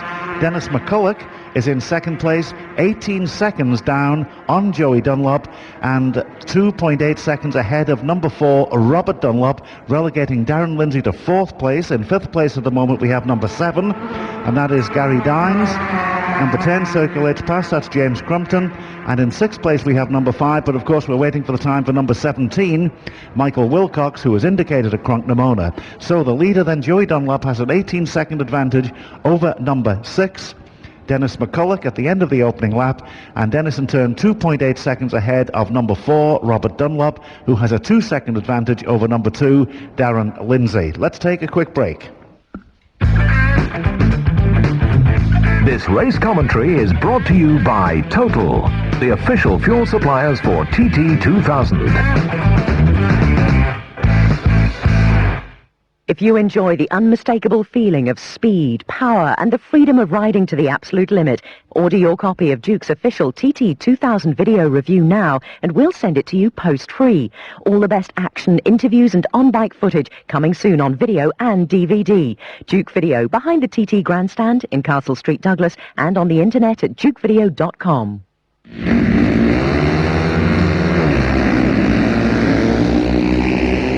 Looking all for number the 17 latest to see if news, he's slotted it. the tests, the analysis, and you can get it all a day before anyone else. Motorcycle news. Get the TT Special Edition here on the Isle of Man on Tuesday. Still waiting for the time of number 17 to be drotted in, but it's 3, 6, 4, 2 and 7 definitely, and that's the order at the end of the first lap. And an opening lap, once again, just to repeat, 20 minutes 51.1, 108.56. Quickly now, I think if we can get the leaders in the singles class from Motorcycle News, Ramsey Hairpin. Yes, and it's good news for the Chrysalis AMDM squad, because they are in positions 1 and 2. John McGuinness, number 56, leading Jason Griffiths, number 52, by 25 seconds. These two are just 11 seconds up on the Ducati Supermono of number 51, John Barton. Barton is 6 seconds up on number 59, and that is Bill Swallow, who is just 1 second up on number 54, Steve Linsdell. He in turn 4 seconds up on number 58, Steve Day. So it's 56, 52, 51, 59, 54, 58, the top 6 at Ramsey Hairpin. We go back to join Peter Kneale at the Motorcycle News Grandstand. Yes, and number 17 is slotted in now, Michael Wilcox, in 7th position. So it's Joey Dunlop from Dennis McCulloch, from Robert Dunlop, from Darren Lindsay, then number 7, Gary Dines, number 5, Ian Locker, and number 17, Michael Wilcox. That's the top 7 at the end of the opening lap. So the Chrysalis out in front, and it'll be interesting because they're being pursued by the two bikes who are not going to come in for fuel, as we understand it, Johnny Barton and Bill Swallow. Well, they've got a 25-second lead, so that shouldn't make too much difference, but it'll be interesting to see as we go to Motorcycle News. Glenn Helen. Spot on time, Peter, because there's that man in the yellow helmet. Once again, it seems repetitious, but it's Dunlop and Honda we keep talking about. Joey Dunlop well clear on the roads, and well, absolutely amazing, isn't it? He was 27th last year. He stopped at Ballacrane, made some adjustments, had trouble with the 125 last year. There's number 2, Darren Lindsay. 4th for him last year, and I think holding on at the moment to 3rd place on the corrected time. Perhaps number 6, Dennis McCulloch, is the one to watch. He was a retirement last year at Ballacrane, but obviously going better for the moment at least, but there's no answer to Dunlop for sure. 4, Robert Dunlop. And as he said, somebody's going to have to stop him, but it doesn't look as though they're going to do it today. Certainly not this morning. Joey Dunlop clear here at Glen Helen. We'll shuffle the times in as soon as we can. So despite the difficult conditions, there's number 6, Dennis McCulloch, the man we were looking for. Dennis, who's now got ahead of Ian Locker. He caught him up, I think, towards the grandstand, in fact, but now clear of him.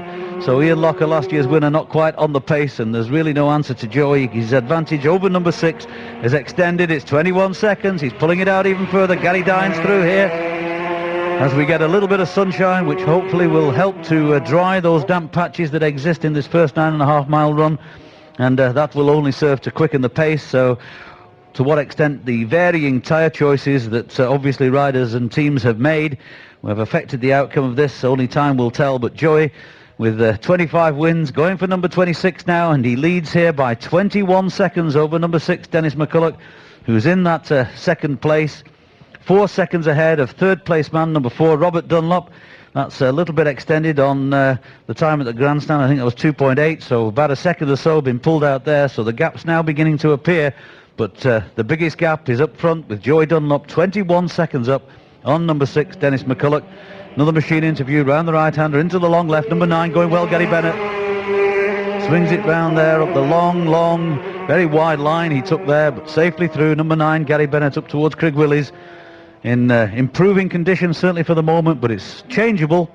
In fourth place, number 2 and 7, Darren Lindsay, together with Gary Dines. We can't separate them. They're 4 seconds down on number 4, Robert Dunlop. There's number 1, Paul Williams, after that little excursion at Ramsey. He'll take that a little more gingerly, if that's possible, when he gets up there with Fred, and a bit of excitement there, but he's safely through Glen Helen for lap 2. Of course, I suspect there'll be pit stops at the end of this lap for the 1-2-5s, and there'll be interest there, but 21 seconds the advantage for Joey Dunlop, and knowing that the Honda guys in the pit there are so efficient, he really should be well away with it. 2 and 7 in fourth place. We've got those. Let's just repeat: Darren Lindsay and Gary Dines. They are 7 seconds up on Ian Locker, number 5, who's in the 5th place. We say Ian Locker, last year's winner, and of course Lapid record holder. Unlikely we'll see those broken in this particular race. 17, Michael Wilcox. Now he is going well. Up on leaderboard in 7th place. I think we had him in that position here on the first lap. 14, I think Phil Harvey there. 10th for him last year. And 15, close behind him, Mark Tyrrell. He was also at the edge of that leaderboard. They're ahead of number 11, Noel Clegg. You mentioned him, the Rochdalian. Noel Clegg, I think, slipped off at Greba last year. But it's Dunlop who leads the ultra-lightweight 1-2-5s. Joey Dunlop, 21 seconds up on Dennis McCulloch in 2nd place. He's 4 seconds ahead of number 4, Robert Dunlop, who in turn has a 4-second advantage over 4th place men. Number 2, Darren Lindsay and Gary Dines. We can't separate them, but they're 7 seconds ahead of number 5, Ian Locker. Number 16 now is Neil Richardson. In 7th place, maintaining that position, Michael Wilcox, but he's 8 seconds down on Ian Locker. So the gaps, as I say, beginning to appear, none more so than up the front with Joey Dunlop. 18 and 23 in close proximity there, 23 flying round there. That's Matt Jackson. He looked pretty good on the first lap here, because he got ahead of the man who started just in front of him, Ted Roebuck, but he's certainly climbing up, and we'll have to watch that. Number 23 looked to be going particularly quickly, Matt Jackson. He was, I think, 15th last year, and currently we have him in fact in 8th place, he just shows me, but he's 11 seconds down on number 17, Michael Wilcox. Number 19, Roy Richardson, 13th for him last year, looking for a leaderboard position. And number 13, Russell Henley, looking to go better than his retirement at Sulby Bridge last year, but behind him is number 26, so he was to pull at the time, Chris Gross, the local man who retired last year at Parliament Square, but I don't think he's quite on the leaderboard pace. But Matt Jackson certainly is moving up into that 8th place, so one to watch. 22 now is Ted Roebuck. That's the one who started 10 seconds ahead of number 23, Matt Jackson. But the news from Glen Helen lap 2, it's an extended advantage for Joey Dunlop. He's 21 seconds ahead of Dennis McCulloch in 2nd place. 4 seconds further back on that is Robert Dunlop. Then 4 seconds further back on that, number 2, Darren Lindsay, 7, Gary Dines. In 6th place, number 5, Ian Locker. Then it's 17, 23, 9 and 26. With that, back to the Motorcycle News Grandstand. This race commentary is brought to you by Total, the official fuel suppliers for TT2000. Come and meet all the Yamaha stars at Road and Track this Thursday the 8th. Michael Rutter, Jason Griffith, Steve Hislop and David Jeffries will all be there. Make sure you are. Plus, there's a fantastic free prize draw to win the brand spanking new Yamaha Slider. Be there. Road and Track Motorcycles, June the 8th, Tynwald Street, Douglas.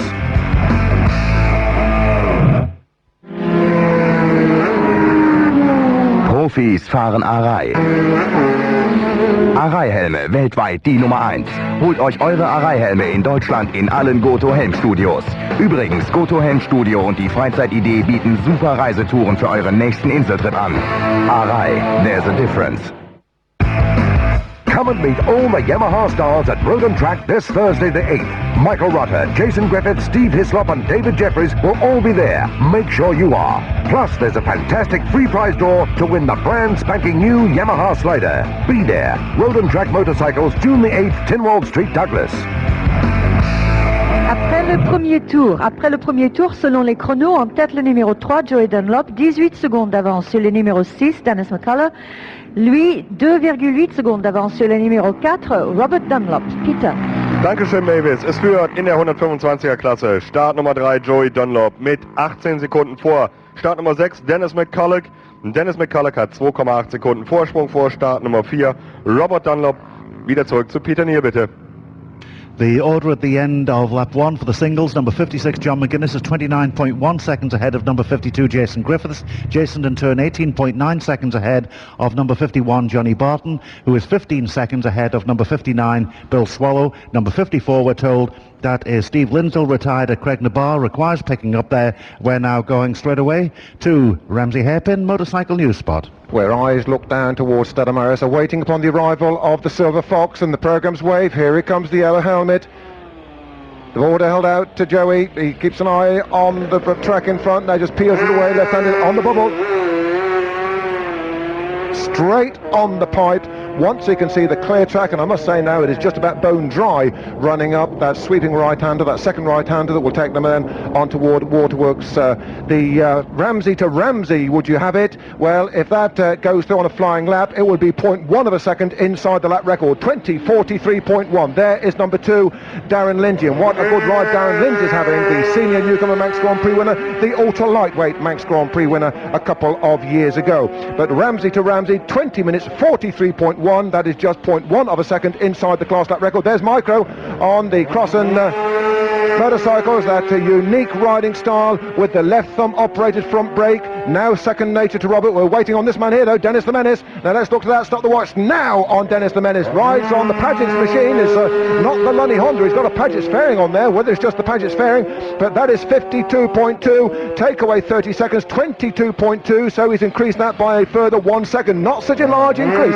Number 5, that is the Lloyd's TSB, the distinctive blue and green of Lloyd's TSB, that was Ian Locker. Number 7, Gary Dines, the next rider interview with the Royal Hotel entered Honda, the current 250 Irish champion. So we have 22.2 seconds, 22 seconds we're going to round it down to. Joey Dunlop maintains his lead, but not such a great increase. That was just 1 second effectively on the 15-mile run from Maurice Morsley down there at Motorcycle News at Glen Helen to the start of the mountain climb. It's 13 miles now. Well, not all up in the air, because he'll be going up toward the highest point on the circuit, which is up there at Brandywell, and from there it'll be the drop down. That'll be about 31.5, coming on to 32 miles before the drop down shortly, and then in toward the 32nd milestone. But we can tell you that it is Dunlop, the 22 seconds up on McCullough, who is 7 seconds up on Robert Dunlop, 4 seconds up on number 7 Dines, who is 2 seconds up on Lindsay. We'll come back to that in a moment, but quickly to Maurice Morsley at Motorcycle News, Glen Helen. Yes, indeed, Fred, but I can tell you in the singles, 56 John McGuinness continues to lead by 36 seconds from 52 Jason Griffiths. He in turn is 23 seconds ahead of number 51 John Barton. So it's the AMDMs 1 and 2, but it's McGuinness who leads by 36 seconds from Griffiths, with John Barton 23 seconds further back on that. Over to you, Fred. Yeah, certainly the next time they come past you, Morris, it's going to be a slightly different order, because one would anticipate McGuinness and Jason going in with the AMD M720s to take on Gas, and Barton will go sailing through. So 1-2-5s then, let's just go. We got Joey Dunlop 22 seconds up on number 6, Dennis the Menace McCulloch. He in turn is 7 seconds up on the third man, that's number 4, Robert Dunlop. Robert is 4 seconds up on number 7, Gary Dines, who's holding 4th place. In 5th place, 2 seconds down on Dines, is number 2, Darren Lindsay. Lindsay in turns 10 seconds up on the 6th place rider, number 5, Ian Locker. There's our faller from that earlier, that's a bit better. Paul Williams. Well, about the flying Kiwi, it was the old scrobbling Kiwi on the hands and knees when he came in there with the Stuart Easton Demon Vimto Honda. He, of course, running on intermediate tyres, we heard, and that could be what might just have caught him out, running on the intermediate tyres. Number 17, Michael Wilcox on the Dunlop tyres, backed by Graham Adams, a man who builds refrigerated trucks. Had a good 5th place at the Northwest, did the 33-year-old Michael Wilcox. He's 33, but I tell you what, bus conductors in Douglas, beware of him. He looks so young, he can travel at half price on the buses. Number 14, Phil Harvey. Well, who can we shuffle into 7th place? Number 17 goes into that 7th place, and that is Michael Wilcox. He is 15 seconds down on Ian Locker. There is the Hellfire Bike Assist entry of Noel Craig. And you're absolutely right, Morris, down there at Glen Helen. He did have a big off at Greba Castle on the second lap of the 125, and for his troubles there, he had a free flight in the helicopter to Nobles, and this, for Noel Clegg, is his first race back since that crash at Greba Castle those 12 months ago. Joey Dunlop maintaining that advantage. Well, if we look to it, it was on the first commentary point, 4 seconds, then here at Ramsey, 10 seconds, 18 seconds at the start, 21 seconds, so it's stabilising down now. It could well be that Joe is just pacing himself now, as we've got Neil Richardson on the second of those beautifully prepared Lloyd's TSB Manning Hondas going through, and Bennett gets shuffled into 8th place. Number 9, Gary Bennett, now shuffled into 8th position, and he is 18 seconds down on number 17, Michael Wilcox.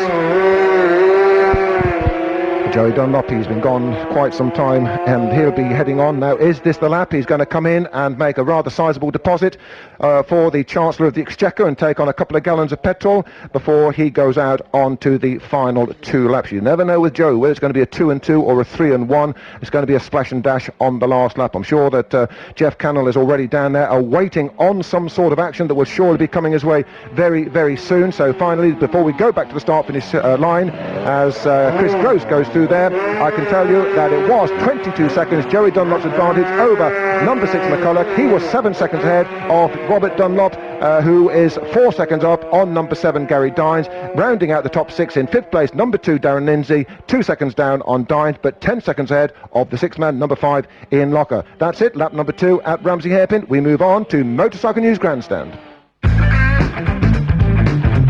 This race commentary is brought to you by Total, the official fuel suppliers for TT2000. If you enjoy the unmistakable feeling of speed, power, and the freedom of riding to the absolute limit, order your copy of Duke's official TT2000 video review now, and we'll send it to you post-free. All the best action, interviews, and on-bike footage coming soon on video and DVD. Duke Video, behind the TT Grandstand in Castle Street, Douglas, and on the internet at dukevideo.com. Come rain or shine, the venue on the Central Prom in Douglas guarantees the hottest TT action. Happy hours, 2 live bands every night, racing action with TT and British Superbike stars, plus the fair biker babes, bringing some very warm fronts and other bits your way. So for the ultimate storming TT party experience, get into the venue tonight. The top 4 speeds through the Total MEA speed trap at the end of lap 1. Robert Dunlop was fastest at 124.4, Joey 123.6, Darren Lindsay 123, and Dennis McCulloch 120.1. Those were the fastest through the speed trap. Riders less fortunate, I can tell you that Joey is at Cronknamona. Number 10, James Crumpton, retired at Quarterbridge. Number 37, Jane Perrett from New Zealand, retired at Ballacrane. Number 41, Stephen John, retired at Gorse Lee, just before Ballacrane. They all require picking up. And number 45, Jason Easton, came off at Ballacrane, taken to Nobles with possible major fractures. That's number 45, Jason Easton, off at Ballacrane, taken to hospital with possible major fractures. But now we turn our attention to the pits, and Joey's team, led by Davy Wood, down there below us, just waiting for the first glimpse we see of the Flying Irishman. Number 3, Joey Dunlop. We can't see, but we'll listen for the sound. These, of course, are a lot quieter than the bigger bikes. We could hear them virtually coming out of Governor's Bridge. But any second now, here he comes into view, and we go down to Jeff. Yes, here comes the great man, 22 seconds advantage at Ramsey, and going for his 26th victory. Into the stop box, he comes right to the right-hand side, rather unusually, and whips it up to the pits here, right by me. And start the watch to see how long it takes to refuel a winning 125, or a leading 125 as it is at the moment. The front wheel goes up on a block of wood to make sure that the tank is absolutely full. There's no rear wheel change. Joey doesn't change his helmet. In fact, it's... Oh, there's fuel everywhere there, and up over the wooden block he goes, and that was about 17 seconds. Well, not the smoothest, but not bad. And now, number 2, Darren Lindsay into the stop box. Hard on with the front brake and stops, foot down. Just stopped, I would say. I think Kevin Coker will let him off. Robert Dunlop now. And they whip in down here. And it's Robert who's at the rear of these two now. Darren Lindsay ahead of him. 4 seconds down. And of course it's Robert 4 seconds down on McCulloch, who comes here now. Whipping right past my back. And the fact the 3 bikes are in a row here. Tight for space, actually. Robert Dunlop set to go. Monza fuel cap down, some fuel on the windscreen, but that'll blow away very shortly. McCulloch is here, and away goes Lindsay. McCulloch taking a drink, and into the box comes Locker, who's dropped a bit of time, and also number 7, Dines, and they're together in the centre of the pits almost. There's fuel everywhere here, including on my shoes, but away goes number 6. Dennis McCulloch. Locker a bit off the pace, though, compared to what he'd like. Just checking the rear suspension, actually. And the pressure's on. Ahead of him, Gary Dines, just looking to see if there's anything wrong. No. And ready to go, wants a drink. No, he says. Fuel's in. Off the box it goes. Well, it's actually an old plastic bottle, but it's near enough. And they're all away, but there's a problem for Locker. He has a screw-in fuel tank cap, but he gets away, but he's not going to win today. And can the amazing Tim O'Hanlon have sorted that lot out? It's beyond me, but Joey came and went in about 17 or 18 seconds. And now leads, is that after the pit stops, Tim? 29 seconds after the pit stops. McCulloch second. McCulloch is second, 3 seconds ahead of Robert Dunlop. And Robert Dunlop is 8 seconds ahead of Gary Dines. Okay, so those fuel stops are over, but there's a lot of fuel sloshing about there as it came up. It's all fingers and thumbs, of course, as we await the next group. Then, of course, we'll have some of the singles stopping, but not all. Number 9 then, Gary Bennett. He's right down in the centre of the pits, and he pulls in tidily there on his own. The back wheel high in the air as he lashes the front brake on there. It's a bit of a party trick, and does carry the risk of emptying you over the front of the handlebars, but if you know what you're doing, you lean back just as you do it. And of course the singles will go roaring through now, Barton and company, but the BMWs will come in. Fred at Ramsey. Yeah, I can tell you, Jeff, that John McGuinness, his advantage now is 46 seconds, a further 10 seconds from Glenn Hillen. 46 seconds, John McGuinness over his teammate, number 52, that is Jason Griffiths. He is 32 seconds up on John Barton, 56, 52, 51, and 20 seconds back in 4th place, and he's going to go straight through, remember, that is Bill Swallow. So it's McGuinness by 46 seconds from Griffiths, who is 32 seconds up on John Barton, and 20 seconds up on Swallow, but the 3rd and 4th riders will go straight through. Back to you, Jeff, at the Motorcycle News pit lane. Yeah, but it won't make any difference because there's 78 seconds. They can easily refuel in that, so the idea of a non-stop run will be negated.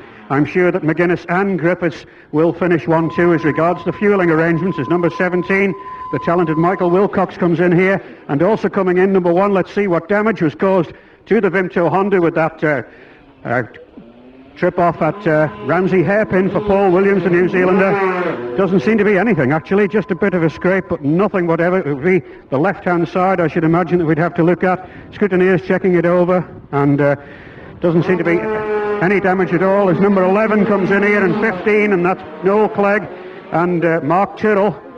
And the little Vimto Honda, oh, there's not room for it round there. He has to back it up a bit, and it's not keen to start. Number 1 is not getting going too easily. Now it goes. And for 15, Mark Tyrrell. front wheel high in the air to make sure the tank level can take every drop for the second 2 laps. Here's number 23 now into the pits, and that's Matt Jackson.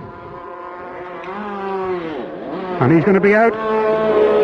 And mercifully, he just makes it in front of Tyrrell as 16 whips into the pits here. Neil Richardson on the Lloyd's TSB machine. I'm very pleased to say my account's assisting with that at the bank down there, and it's nice to see the livery of that concern being associated with this machine. Here's 18 flat in the tank, and that's only going down to his pits. Behind the screen going down the pit lane, Trevor Ritchie. But at the pits, Neil Richardson, 8th, I think, in the 250. And he is really calm.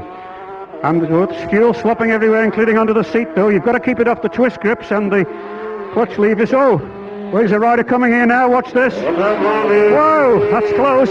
One waits for the other. Luckily, Chris Gross saw Richardson getting away and waited for him as we go on now to Boris Maudsley Motorcycle News, Glen Helen. Yes, thanks, Jeff. We await the arrival of the yellow-helmeted Joey Dunlop following those pit stops and see if we can get you the time differences as they've been affected by that fuel. And here he is. There's the man. Brilliant, isn't it? Same line all the time. The proverbial sixpence, I suppose, and I'm sure that's true all the way around this 37 3/4 mile circuit. So well does he know it, and well, conditions definitely in his favour, but nonetheless, what a brilliant ride. Going for win number 26, and could it be 3 in a row for him? Saturday, Monday, Wednesday, conditions continuing to improve here. Roads continuing to dry. The loss of adhesion flag now has been removed. It's not being held there on this particular section, so I can only assume that towards here also conditions must have improved through the tricky Greba and Glen Helen sections.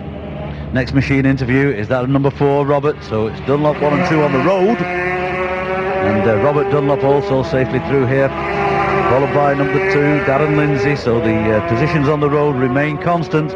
Now we await the arrival of number 6, Dennis McCulloch, and he's here now. So he's not far behind Darren Lindsay on the road, but he's certainly going to have to get past both Darren Lindsay and, I suspect, Robert Dunlop if he's going to make any inroads into that lead that Joey had. With some 20-odd seconds at the end of lap 2. I'm just looking towards Ian to see if we can get you a time differential between Joey Dunlop, who still leads here, lap 3 at Glen Helen. Number 7 is now here, Gary Dines. Having a good run, Gary, and on the edge of the leaderboard. I think he was in round about 4th place when I say on the edge of it. So number 5, Ian Locker, not having such a good run today. And notable, I think, that he was well down on pace at both the laps, both first and second. But I can tell you that the advantage is 28 seconds now that Joey Dunlop has over number 6, Dennis McCulloch. 28 seconds his advantage following those pit stops. And he continues to extend that lead. But, well, a lap and 3/4 to go. There's still a lot of distance to go. Number 4, Robert Dunlop, maintains that 3rd place, but he's 6 seconds down on Dennis McCulloch. So Dennis McCulloch pulling out a little bit. I think that was 3 seconds at the gasoline alley there. Number 4, Robert Dunlop, 7 seconds ahead now of number 7, Gary Dines. Then further back in 5th place, number 2, Darren Lindsay. Back to Jeff for a minute. Yeah, he's McGuinness in for his fuel, leading the singles, and ahead on the road as well. Changing his visor. And also here's Jason Griffiths. The other 2 will go through, but they'll still be down, but by not quite as much, of course. Be interesting to see what it actually does. And there's a collision, I hear, but it's nothing too serious, and Griffiths is at the pits. Now then, McGuinness is ready to go here, possibility of a win here, but problems with the fuel cap like Bob Jackson, and for the same reason. But it goes in now, and he's ready to go. Griffiths behind him. Barton's gone through on the Ducati. Griffiths is still at the pit here. And is safely refueled and sets off. There was a collision there, but a couple of 125s. And in fact, McGuinness's machine is not restarting, and Griffiths retakes him on the road. There it goes at last, but it must have dropped him, I would say, 30 seconds. And now he has to do it all again. He has to catch Jason Griffiths, and of course it's Swallow and Barton. I still think McGuinness will be able to pick it up over the second 2 laps, but it's certainly not ideal. And have we got any idea what the effect of that was, Tim? Yeah, John Barton leads by 4 seconds from Griffiths and McGuinness together after McGuinness's trouble. Okay, you timed them after that push, did you? Yes. Yes, that's right. Okay, excellent. So a tight race on there then. I think the Chrysalis machines will unravel to win it, but it's certainly not good for the heart rate there, as McGuinness's high compression machine declined to go and Griffiths rattled past him. And at Glen Helen should be quite a sight because they'll probably be together. Morris. Yes, indeed, Jeff. Looking forward to that. That was number 17 just going through there, Michael Wilcox. But certainly in the singles there, excitement indeed. And I think it is going to be quite interesting. Certainly by the time they got to Ramsey here, I would have expected that John McGuinness would have been ahead on the road of Jason Griffiths. But all that's changed now. And, well, with 9.5 miles before they get to us, it really is going to be a fantastic couple of laps. So let's just have a look back at the 1:25s again now, because, well, we know that Joey Dunlop's leading that by 28 seconds. There's one now with us, is number 1, Paul Williams. So, doesn't seem to have been too affected by his little off up there at the hairpin. 11 and 14 and 15 absolutely together, so that's a pretty good dice around there. Noel Clegg leading that train through with Phil Harvey and Mark Tittle just behind them. They finished respectively 10th and 11th last year, and well, they're circulating together. Another machine interview 23. Now that's another one we want to look at, Matt Jackson, because he's been consistently fast through here and has moved up, because we know he was nibbling at the end of the first 6. Certainly we'll slot him in when we can, but it's Dunlop with the advantage of 28 seconds over McCulloch. Then in third place, number 4, Robert Dunlop, 6 seconds down on McCulloch, but 7 seconds ahead of number 7, Gary Dines. Gary Dines in turn is 17 seconds ahead of number 2, Darren Lindsay. Darren Lindsay 12 seconds ahead of number 5, Ian Locker. That's 16 and 18 in close proximity there, Neil Richardson and Trevor Ritchie. So 5th place we had number 2, Darren Lindsay, 12 seconds ahead of number 5, Ian Locker, who's in 6th. He in turn has a 17-second advantage over number 17, Michael Wilcox, but then it's pretty close because there's only 1 second separating Michael Wilcox from Matt Jackson. So Matt Jackson looking as though he could possibly take that 7th place. He's currently lying in 8th, just 1 second down on 7th place man number 17, Michael Wilcox. So there's plenty of excitement further down the leaderboard, but it's Dunlop with a 28-second advantage as number 26 goes through, Chris Gross, who's also having a good run. Very shortly we'll have the singles with us and we look forward to that, but for the moment, with a 28-second advantage for Dunlop, it's back to the Motorcycle News grandstand. This race commentary is brought to you by Total, the official fuel suppliers for TT2000. One day, you might meet Carl Fogarty. One day, you'll find the bike of your dreams. One day, you might find that elusive accessory. One day, you may find a show that's actually exciting. The new International Scooter and Motorcycle Show, the NEC Birmingham, from the 10th to the 19th November. The ultimate day out. When you're at the greatest road racing festival in the world, you need the greatest selection of clothing to mark the event. Make sure you visit the shopping area behind the grandstand. It's open all day, every day, and you'll find the official TT clothing from fleeces to polos, jackets to caps. Plus, there's refreshments available all day. So stop at the shopping centre behind the grandstand. Temps chronométré corrigé à Glen Helen, en tête toujours le numéro 3, Joey Dunlop, qui a 28 secondes d'avance sur le numéro 6, Dennis McCulloch. Lui, 6 secondes d'avance sur le numéro 4, Robert Dunlop. Et pour les singles, le numéro 51, John Barton, en tête, les numéros 56 et 52 ensemble, après une perte de 30 secondes par le numéro 56 au pit. Peter. Dankeschön. In Runde 3 bei Glenhennon führt Joey Dunlop Start Nummer 3 mit 28 Sekunden Vorsprung vor Start Nummer 6, Danik McCulloch 6 Sekunden hinter McCulloch, Robert Dunlop mit der Start Nummer 4 und bei den Einzylindern ist John Barton mit der 51 durchgefahren. Die Startnummern 52 und 56, Jason Griffith und John McGuinness, haben getankt und liegen im Moment 4 Sekunden hinter John Barton. Damit zurück an Peter Kneale. And straight away to Motorcycle News, Ramsey Hairpit. Where we're about to make the penultimate climb up the mountain. We wait upon your man himself, the Ballymoney Bullet, and here he comes, right on cue. It's going to be a culture shock this afternoon, isn't it, when he gets that lap on the VTR SP1, the 125, probably maximum speed of 145 miles an hour. The VTR this afternoon, maximum speed 195 miles an hour, and the lines totally different to those on the 125. Used to be, you know, many years ago, it doesn't do it quite so much now, if at all, but Joey, when he was riding different machines on different days, would actually go out the night before just to check the circuit over and just to refresh his mind with the different lines, because it's patently different riding a 125 to riding a big super bike, and the lines are dramatically different. He's also a pretty dab hand in cars, is Joey Dunlop, and I tell you what, had he not have made his mark, which he has done with the greatest impact, he certainly could have made his mark on four wheels. Here's Micro, one of the great riders, Robert Dunlop, on the Crossan machine, and we always hear about Joey, don't we? But Robert, he's got his own credentials. There's Darren Lindsay, number 2. We're waiting on number 6. This looks to be him. Stop the watch.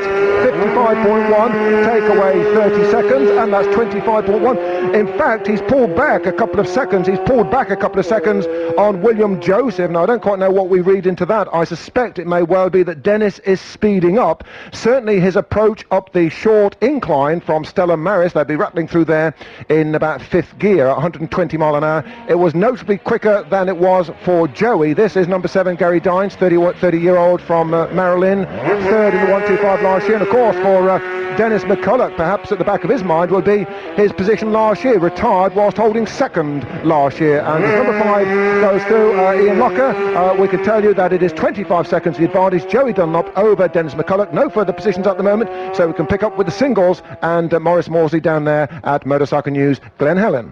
Yes, thanks, Fred. Well, I can tell you that John McGuinness leads the singles by 37 seconds from number 51, John Barton, who's 3 seconds ahead of 52, Jason Griffiths. Amazingly, Griffiths and McGuinness were together here, although some distance behind John Barton on the road.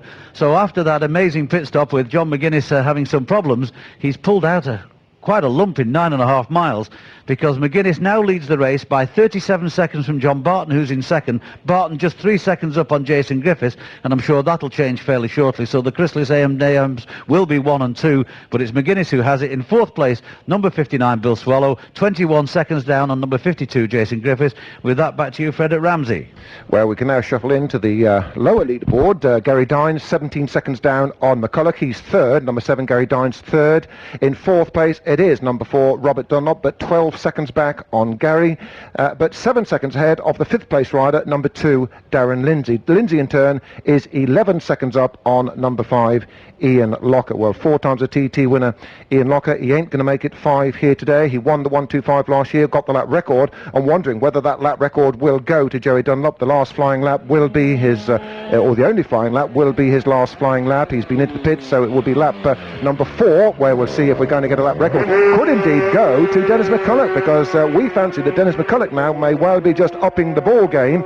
He'd brought that little gap down by a couple of seconds from 28, well, 3 seconds down to 25 seconds on the run, which is 15 miles. It's not a huge amount, I know, but 3 seconds on the 15 miles. They're very challenging, they're very aggressive, they're very physical 15 miles, and boy, on these 125s it is oh so bumpy. Oft times the rider would be hooking their feet under the pegs to actually hold them in the saddle as they're trundling down through the Glenduff-Glentrammon section and on their way down toward the Milltown and the approach toward Ramsey. Joey Dunlop, well, remember that his exhibition of all of his trophies, many of the leathers that he's worn over the years, his helmets, at Summerland here on the Isle of Man, and that is open on non-race days, and it's been termed as the best £5 worth on the island. So make sure you get down there. There's Michael Wilcox, number 17. Michael, as I say, 33 years of age, on the Graham Adams Honda. Michael Wilcox, he's a racing school instructor at Donington at Cadwell when he's not riding motorcycles, and going to the cinema at half price and doing his paper round in the morning and all sorts of things like that. Can we shuffle any more in, Patrick? Not at the moment. Who are we waiting on then? We will be waiting on Michael Wilcox to go in there, but we're waiting on number 23, Matt Jackson. So I suspect that Wilcox will go in there in that 7th place, but we've got to wait on Matt Jackson. There was just a second between those two. Well, here is number 14 on a very quick line around the outside, and that is Phil Harvey. Number 11, next one up, and that is Noah Clegg on the Hellfire Bike Assist Racing machine. That's the one that young Kenny Robinson is riding in the British Championships back home on the mainland. Well, I don't think we can shuffle any more in after the top 6. There's number 23. We can now though. Just waiting for Matt Jackson to arrive here, which he now has done. And we can tell you that Joey Dunlop then 25 seconds up on Dennis McCulloch. In 3rd place, 17 seconds back, it's Dines, who is 12 seconds up on number 4, Robert Dunlop. 7 seconds up on number 2, Lindsay, who is 5th. In 6th place it is number 5, Ian Locker, 11 seconds back. And then 27 seconds back, we get Matt Jackson, who has now moved ahead of number 17, Michael Wilcox, by just 4 seconds. So that's the news from Motorcycle News Ramsey Hairpin. We go ahead to the Motorcycle News Grandstand.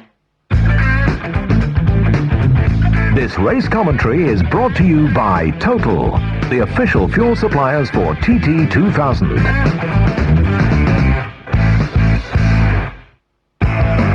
Come and meet all the Yamaha stars at Road and Track this Thursday the 8th. Michael Rutter, Jason Griffith, Steve Hislop and David Jeffries will all be there. Make sure you are. Plus, there's a fantastic free prize draw to win the brand spanking new Yamaha Slider. Be there. Road and Track Motorcycles, June the 8th, Tynwald Street, Douglas. One day, you might meet Carl Fogarty. One day, you'll find the bike of your dreams. One day, you might find that elusive accessory. One day, you may find a show that's actually exciting. The new International Scooter and Motorcycle Show, the NEC Birmingham from the 10th to the 19th November. The ultimate day out. Yeah, there is still activity down in the pits with the higher numbers in the singles class. That's number 83 down there, Robert J. Price, and number 87. And that is Marc Gragny from France with the BMW Bimoto 650. And they're down having their pits. I can tell you Joey's on his way. But just a note on number 28, Carl Johan. You may have noticed he's wearing a red jacket over his leathers, and that's simply because he's a newcomer. During practice, the newcomers all wear the red jackets. And qualification, any newcomer to the course is allowed a 90-second over the qualifying time and will qualify. He's given that 90 seconds, but if he uses the 90 seconds, he has to wear the red jacket, and that's why number 28, Carl Johan, is the only one in the race today with a red jacket. He used up his 90 seconds to get into the qualifying time to race in the 1:25. So that's a little bit of information for people around the course who may just be wondering, why has he got a red jacket on over his leathers? Well, we've still got a patch of blue sky above us. That's a good sign, although it is looking fairly grey. And we're waiting now for Joey. What speed will he go through the trap this time? Will it be faster or slower than last time? The board is out, so this must be Joey. Here he is, just a glimpse between the trees. Here he is, Joey Dunlop. Across the line now, we start the watch, and he goes through slower, 120.7. 120.7. We've got quite a while to wait now before number 6. Dennis McCulloch in second place. He's had a number of top 3 places, but never quite made it to the top step. So Joey is through safely, some 20 seconds now since he crossed the line. And number 4 and 2 and 7 all on their way down from Cronknamona to complete the third lap with your 37.73 miles to go when they reach here. Just listening for the sound of the next machine, the trees. We just get a glimpse of them between the trees before they come into our view, just around about the top of Police Station Road. And here's the second machine. And it's number 4. Robert is through safely, holding on to that third place. And here's McCulloch now ahead of Lindsay. They're in very close company, 121.3 they do. And Lindsay trying to get past McCulloch as they go down to the top of Bray Hill, but doesn't quite make it. I stopped my watch there on 55.5 seconds, subtract 30, 25 seconds. The advantage for Joey exactly the same as it was at Ramsey on the third lap. 25 seconds that Joey leads with just 1 lap to go for another hat-trick of victories in the Isle of Man TT races. There's number 7, that's Gary Dines. He's safely through. And just checking now for some times, and Joey had a lap of 21 minutes 33.2, 105.03. That, of course, included his pit stop as number 5, Ian Locker, goes through on the TSB machine. Joey is averaging 107.23 for the race if he has a flying lap. The race record is 107.89. Could it happen? It may do. We'll find shortly, but now we take a break. This race commentary is brought to you by Total, the official fuel suppliers for TT2000. Tango to Tesco Douglas during the TT Festival, and you'll find there's 20% off all Chilean wine and a staggering 25% off when you buy 6.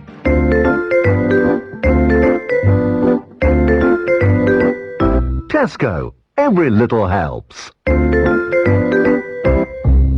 Willkommen auf der Insel Man und ihren kilometerlangen Straßen.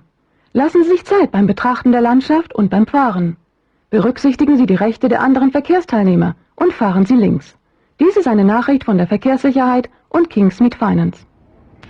The first three at the end of lap 3, Joey Dunlop, as we said, with a lap at 105.03, leading by 25.1 seconds. In second place, number 6, Dennis McCulloch.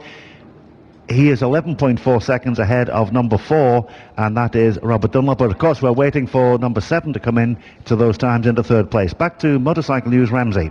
Yes, we can tell you, Peter, that last time through it was John McGuinness increasing his advantage now to 43 seconds ahead of number 52 in second place, and that is Jason Griffiths, who is plus 13 seconds up on John Barton. That's how close the top three are.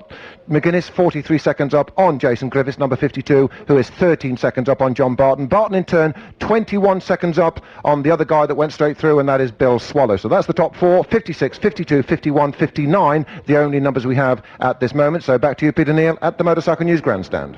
And indeed, number 4, Robert Dunlop, is in third place. He had a quicker lap than number 7, Gary Dines. He's 11.4 seconds down on Dennis McCulloch. In turn, number 7, Gary Dines, is 9.3 seconds down on Robert.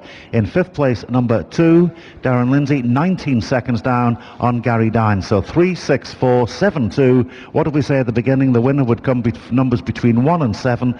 Well, we've got 5 of them in the top 5. So that's not bad, is it? 107.23 then the average for Joey Dunlop at the end of lap 3. He lapped at 105.03, McCulloch 104.83, Robert 104.52, Dines 103.91, and Darren Lindsay 103.50. So 25.1 seconds, exactly the same as it was at Ramsey on the third lap.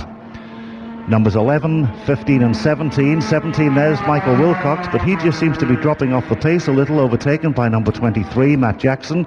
We noticed also that the local rider, Chris Gross, number 26, was holding on to 10th place at the end of the previous lap, so he's having a good run with that, what did Jeff say, £4,500 snip? Not running badly for him, although it cost him as much again, as he says, to run it for half a season. But nevertheless, in the top 10 and in with a shout for a silver replica.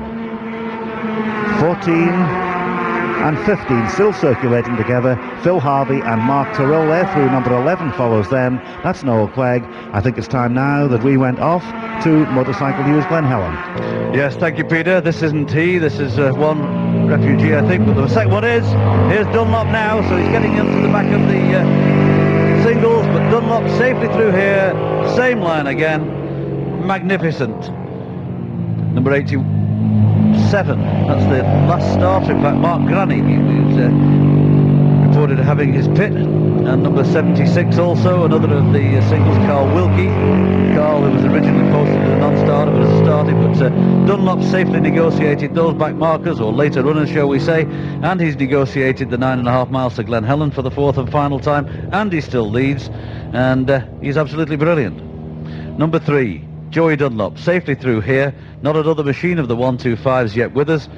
So will he have extended that advantage once again? And is the lap and race record really in jeopardy? 107.23, I think the 107.89 is the record for is Robert Dunlop. So he's still through here, but probably dropping time 6 and 2. Together there, Dennis McCulloch just ahead of Darren Lindsay on the road. Lindsay, I think we had in corrected position of 5th place, but Joey Dunlop, number 3, safely through here and long gone before the other 4 or 5 125s go through here. And certainly number 4, Robert Dunlop, in 2nd place on the road, so it's a Dunlop 1-2 on the road in the 125 race. And another tremendous performance by that man, going for win number 26. He had a little bit of bad luck in this race last year. Number 7 is next, Gary Dines. Good run by Gary, certainly, and well, he's still holding on to that 4th place. I think he had 3rd for a while, but slipped that. Dunlop's lead 26 seconds, so about the same, 1 second more. Maybe there's Ian Locker in perfect conditions here, so Locker also safely through for his 4th and final time. But it's number 3, Dunlop, who leads from number 6, Dennis McCulloch. Looks as though this could be another runner-up spot for Dennis. Got his first runner-up spot back in 1994 in the ultra lightweight, and guess who won that day? Yes, runner-up to Joey Dunlop.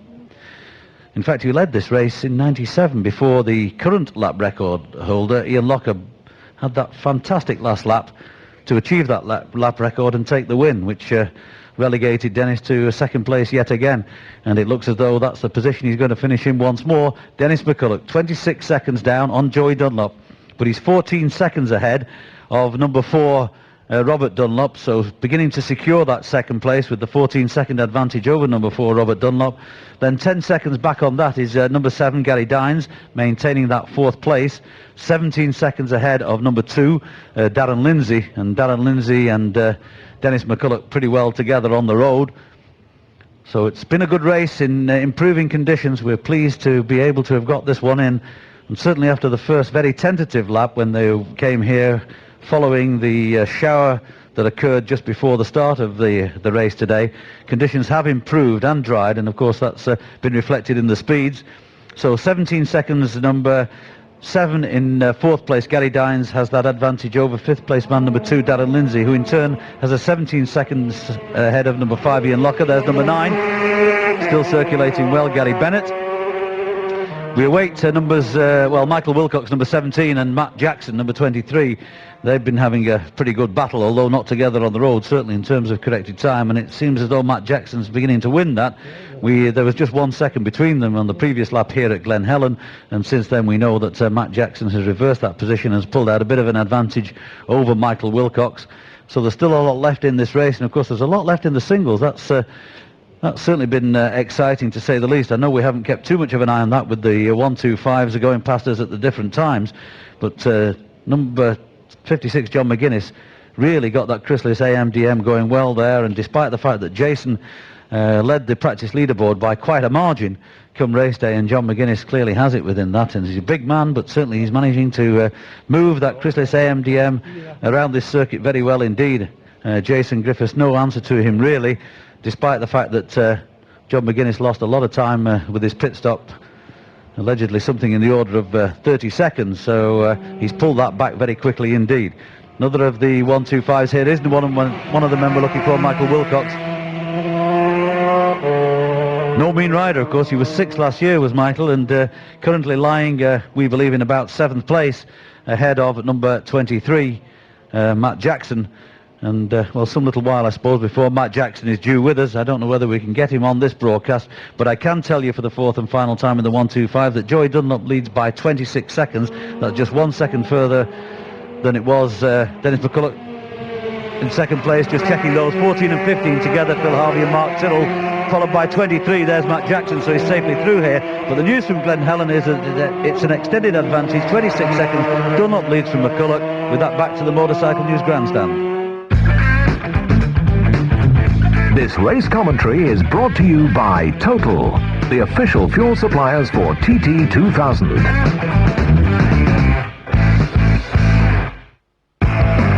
Come and meet all the Yamaha stars at Road and Track this Thursday the 8th. Michael Rutter, Jason Griffith, Steve Hislop and David Jeffries will all be there. Make sure you are. Plus, there's a fantastic free prize draw to win the brand spanking new Yamaha Slider. Be there. Road and Track Motorcycles, June the 8th, Tynwald Street, Douglas. Manx law means only pure ingredients can be used in brewing fine Manx beers. If you want to join in the great festival atmosphere and sample a beer or two, the message is pure and simple. Put the car, van or bike away before you do. This message is brought to you by Kingsmead Finance and the Road Safety Officer. Après 3 tours en tête à Glen Helen, le numéro 3, Joey Dunlop, 26 secondes sur le numéro 6, Dennis McCulloch, 11,4 secondes d'avance sur le numéro 4, Robert Dunlop. Et pour les singles, en tête, le numéro 56, John McGuinness, 40 secondes d'avance sur le numéro 52, Jason Griffiths. Lui, 25,5 secondes d'avance sur le numéro 51, John Barton. Peter.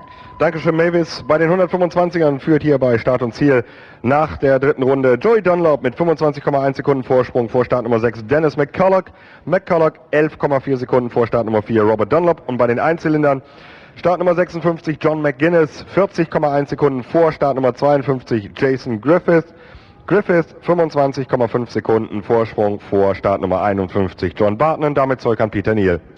The order at the end of lap 3 for the singles TT was John McGuinness, number 56, was leading by 40.1 seconds from number 52, Jason Griffiths. Griffiths in turn was 25.5 seconds ahead of number 51, Johnny Barton. Johnny Barton 27.9 seconds ahead of number 59, Bill Swallow. Bill, I think, was second in this race last year, currently holding on to fourth. So it was 56, 52, 51, 59. Those positions have been fairly static for the last 2 laps at least. 40.1 seconds then, John McGuinness leads from Jason Griffiths, third Johnny Barton, and fourth Bill Swallow. But now for the fourth and final time in this race, let's go over to Motorcycle News, Ramsey Hairpin. Well, I hope the marshals up on the mountain by the gooseneck are on the board, because number 66 mark, number 66 in the, that was John Reed, went through with his exhaust dangling right on the outside of his machine, so he certainly needs to be stopped and pulled in. Well, let's have a look and see what we've got here now with Joey Dunlop. There is Joey. But that exhaust was trailing way to the right-hand side of the machine of number 66 as he came through Ramsey Hairpin. Joey is through the hairpin for the fourth and final lap, looking for win number 26 for South. Looking, according to my reckoning, I think that we make it win number 113 for Honda is what this would be. But let's have a quick word back then with Morris down at Glen Helen.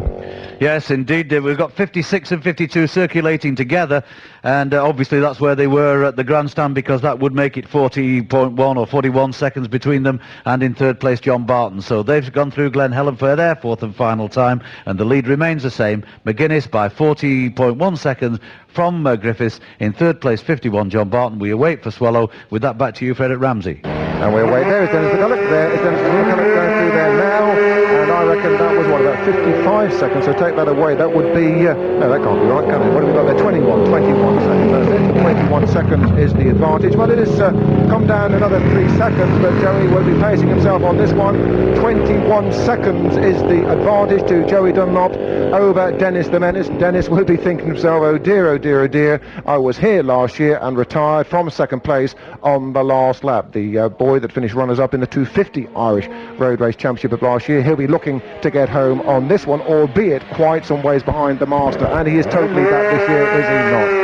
Well, all of the analogies, all of the cliches, it's all been thrown together. What more can you say about the man who is so utterly brilliant? Is he going to break the record? Well, we've seen Philip McCallum get 4 wins. I wonder, can Joey Dunlop get 5 wins? What a rapid approach from Ian Locker. That really is short circuit stuff with a vengeance. The silkily lubricated Lloyd's TSB Honda. And, well, it's like he's on a bank job, not going to put money in, but trying to get away the speed at which he came up the run through Stella Maris. Certainly the quickest of those leading runners on the approach up toward us here. McCulloch then 17 seconds up on Robert Dunlop. Robert has a reasonably secure 9 seconds over Gary Dines, although we did say that once before when, remember, Mark Baldwin stole it on the final run down from Mint Lofthouse on the run down the mountain. He was leading by 6 seconds here at Ramsey Hairpin, was Mint Lofthouse, and Mark Baldwin stole it on that run down the mountain. But is that 9 seconds enough for Robert? I suspect that the pit boards, I know he's got the boards up at Windy Corner, or as they say across there, Wanda Corner. He's a quick man. Well, it's a very quick man that's leading this one, and that is William Joseph. William Joseph, MBE, OBE, Honorary Knight of the Isle of Man. Poor old Norrie White was getting his ear bent by a very enthusiastic Ulsterman last evening down at the saddle, and said, well, what's this Fred Clark talking about? Give Joey Dunlop a knighthood? That's demoting the man. He's already the Pope. He's a Pope. He can walk on water. He's marvellous. Well, we wouldn't argue against that, would we? Fred, I just heard news that number 59, Bill Swallow, is retired at Ballagary. 59, the fourth place man in the singles, out at Ballagary. And I suppose one would immediately raise a question mark there as to how, was there enough fuel on board? He was quite confident, 22-litre tank, and reckoned that it would take 18 litres for 4 laps. So I think that it's probably, we can dismiss that one from our minds. The fact that Bill Swallow, who finished second in the singles race last year, I think that perhaps is not lack of fuel. Well, who's this coming up toward us? This another little yellowish helmet, number 9. Gary Bennett. Good, confident act is Gary Bennett. Dunlop Tires there, was leading last year's TT, finished 6th in 1998. We're going to shuffle him in lower down, but Joey Dunlop 21 seconds up on Dennis McCulloch, who is 17 seconds up on Robert Dunlop, who is 9 seconds up on Gary Dines. Dines running in 4th place. In 5th place then, it is Darren Lindsay, some 15 seconds down on Dines, but 24 seconds ahead of number 5, Ian Locker. Those positions look to be reasonably set. I'm just looking to see what it was between Dines Lindsay and Robert at the start and down at Glen Helen. Well, I think that Robert's got this one under control. He would have wanted a win, would Robert, on the cross and motorcycles, but I'll tell you what, Robert Dunlop, he can hold his head up high alongside perhaps his more famous brother, Robert, twice third in the Formula 1 World Championships, 125 British champion, and he also came to the TT and won the 125 and 250 just 2 weeks after being bumped to earth in a 125 event at Donington Park when he and Rob Orme had a coming together, and Robert suffered a broken collarbone. Runner-up in the Motorcycle News British Superbike Series, Robert Dunlop on the JPS Rotary Norton, also second at Macau on the 500 Rock Grand Prix Yamaha, and then of course that horrendous accident of 1994, but Robert Dunlop came back to beat the Isle of Man circuit. Number 17 goes through then, the very elite stylist Michael Wilcox on the Graham Adams Honda. So for the fourth and final time with regard to the 125s, we don't want to miss the checkered flag. We can tell you Joey Dunlop 21 seconds ahead of number 6 Dennis McCulloch, 17 seconds up on Robert Dunlop, and then 9 seconds back Gary Dines. With that, we go ahead then to the Motorcycle News Grandstand. This race commentary is brought to you by Total, the official fuel suppliers for TT 2000. Tango to Tesco Douglas during the TT Festival and you'll find there's 20% off all Chilean wine and a staggering 25% off when you buy 6.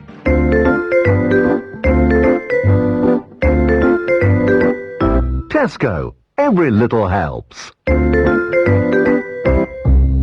L'île de Man accueille les accros du deux roues, ceux qui adorent l'atmosphère de la course au top niveau et apprécient l'habileté des pilotes qui négocient à très grande vitesse nos routes sinueuses. Mais attention, vous n'avez que la moitié de la route à votre disposition. Ne jouez pas avec la vitesse et restez sur la gauche. Un message de la sécurité routière et de Kingsmead Finance.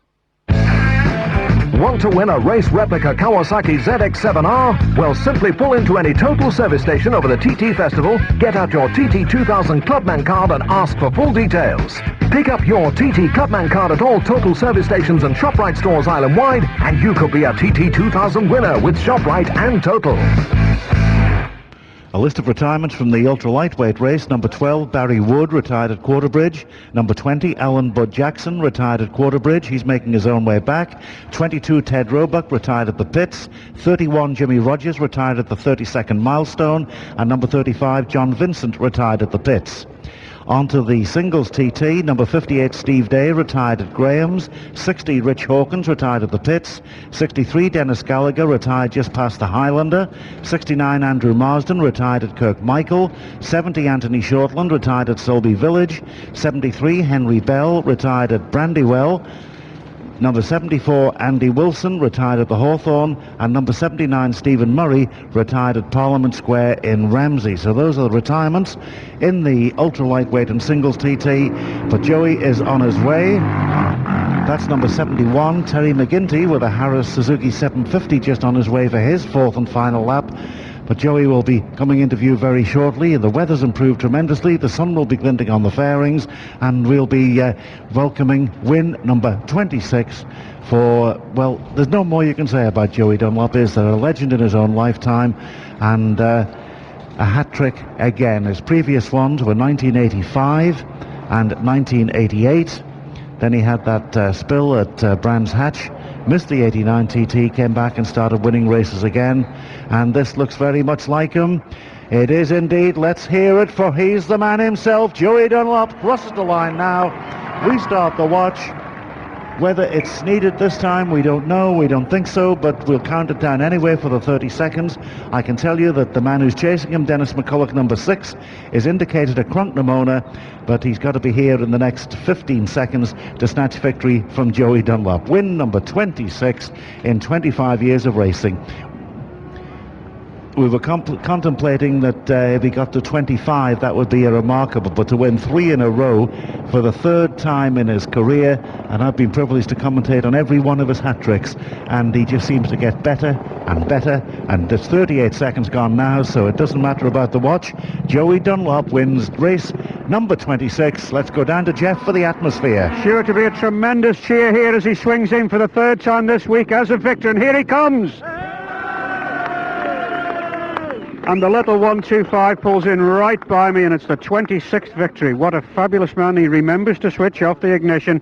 How controlled. Roger Harvey congratulates him. The gang, Bob McMillan and all the rest are here. Off come the gloves again. They look a bit tight today, those. They're caught on the Velcro. And what a man it is, and every prospect of winning on Friday as well, to say nothing of this afternoon, but more likely the possibility of Friday. 3 more rides to go, of course. Well done, Joey Dunlop, yet again. How do you do it? I don't know. Any problems? No, none at all. No, the bike went perfect. You know very shortly after you set off whether it's going right, don't you? Because not every time it does. I know by the time I get about on Bray Hill. So give me a good heart to ride hard then.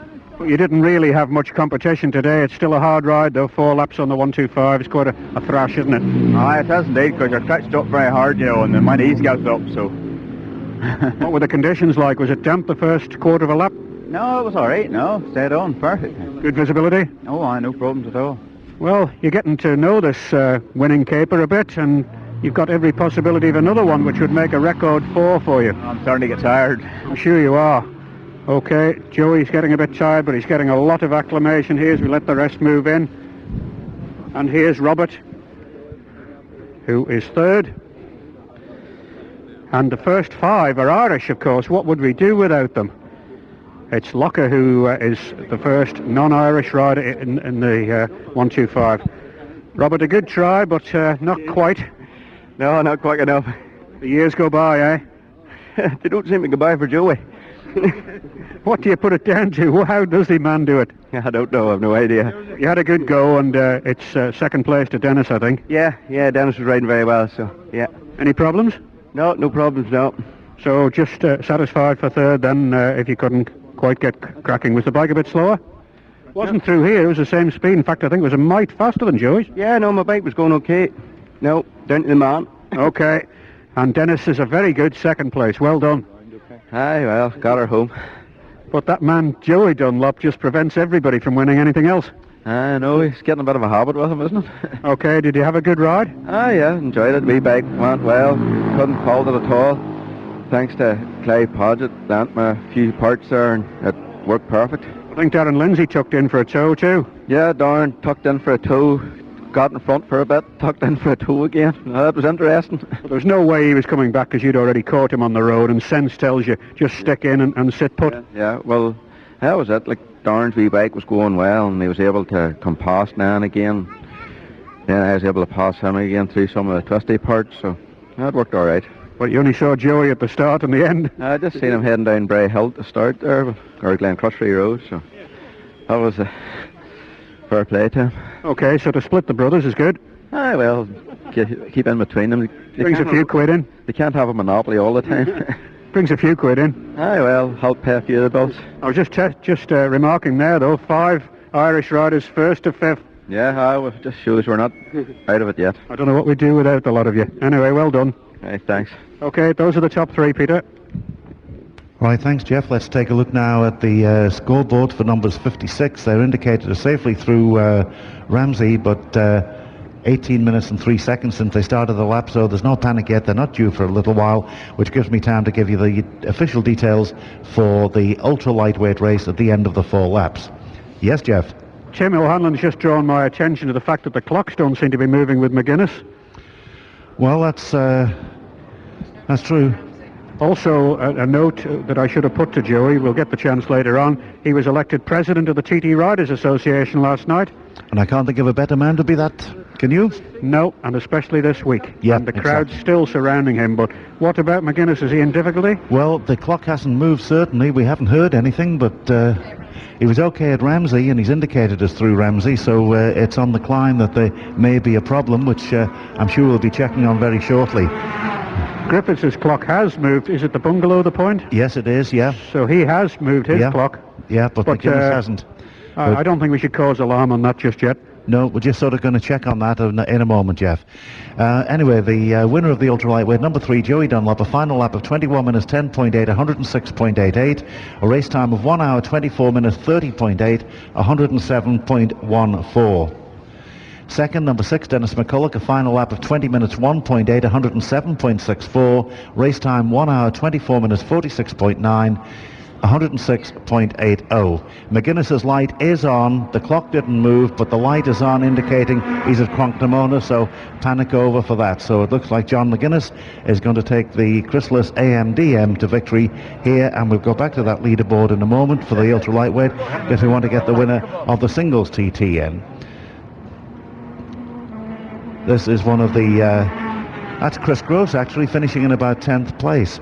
We've been told, and I don't believe this, but it must be true, I've been told spectators are on the road at the exit to Ballyspur, one of the most dangerous places they could be. Please don't walk on the course anywhere. Ballyspur, spectators on the course. It's against the law. It can be a heavy fine. The roads are officially closed. We're waiting now, though, for number 56, John McGuinness. The light is also on for Jason Griffiths, number 52.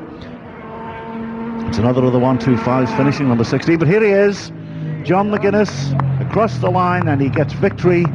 We just wouldn't associate him with the big Chrysalis machine. He's a 250 man, but he also rides the SB1, of course, so he must be used to them. But it's great to see him actually winning, and if Jason can hold on to that second place and give it a 1-2, what a great boost for the Morris family, the two boys who come back to racing, and they must be absolutely delighted that they've decided to come back and continue where their late father left off, having won the singles race for 3 years.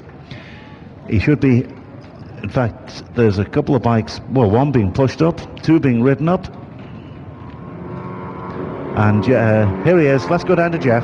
Okay, 3-1-2-5s lead up John McGuinness, his second victory, denying Jason, who would have been extremely popular, but no reason to suggest otherwise for John McGuinness, who pulls up, and that is the best tribute that the team reconstituted after that tragedy of last year could possibly provide.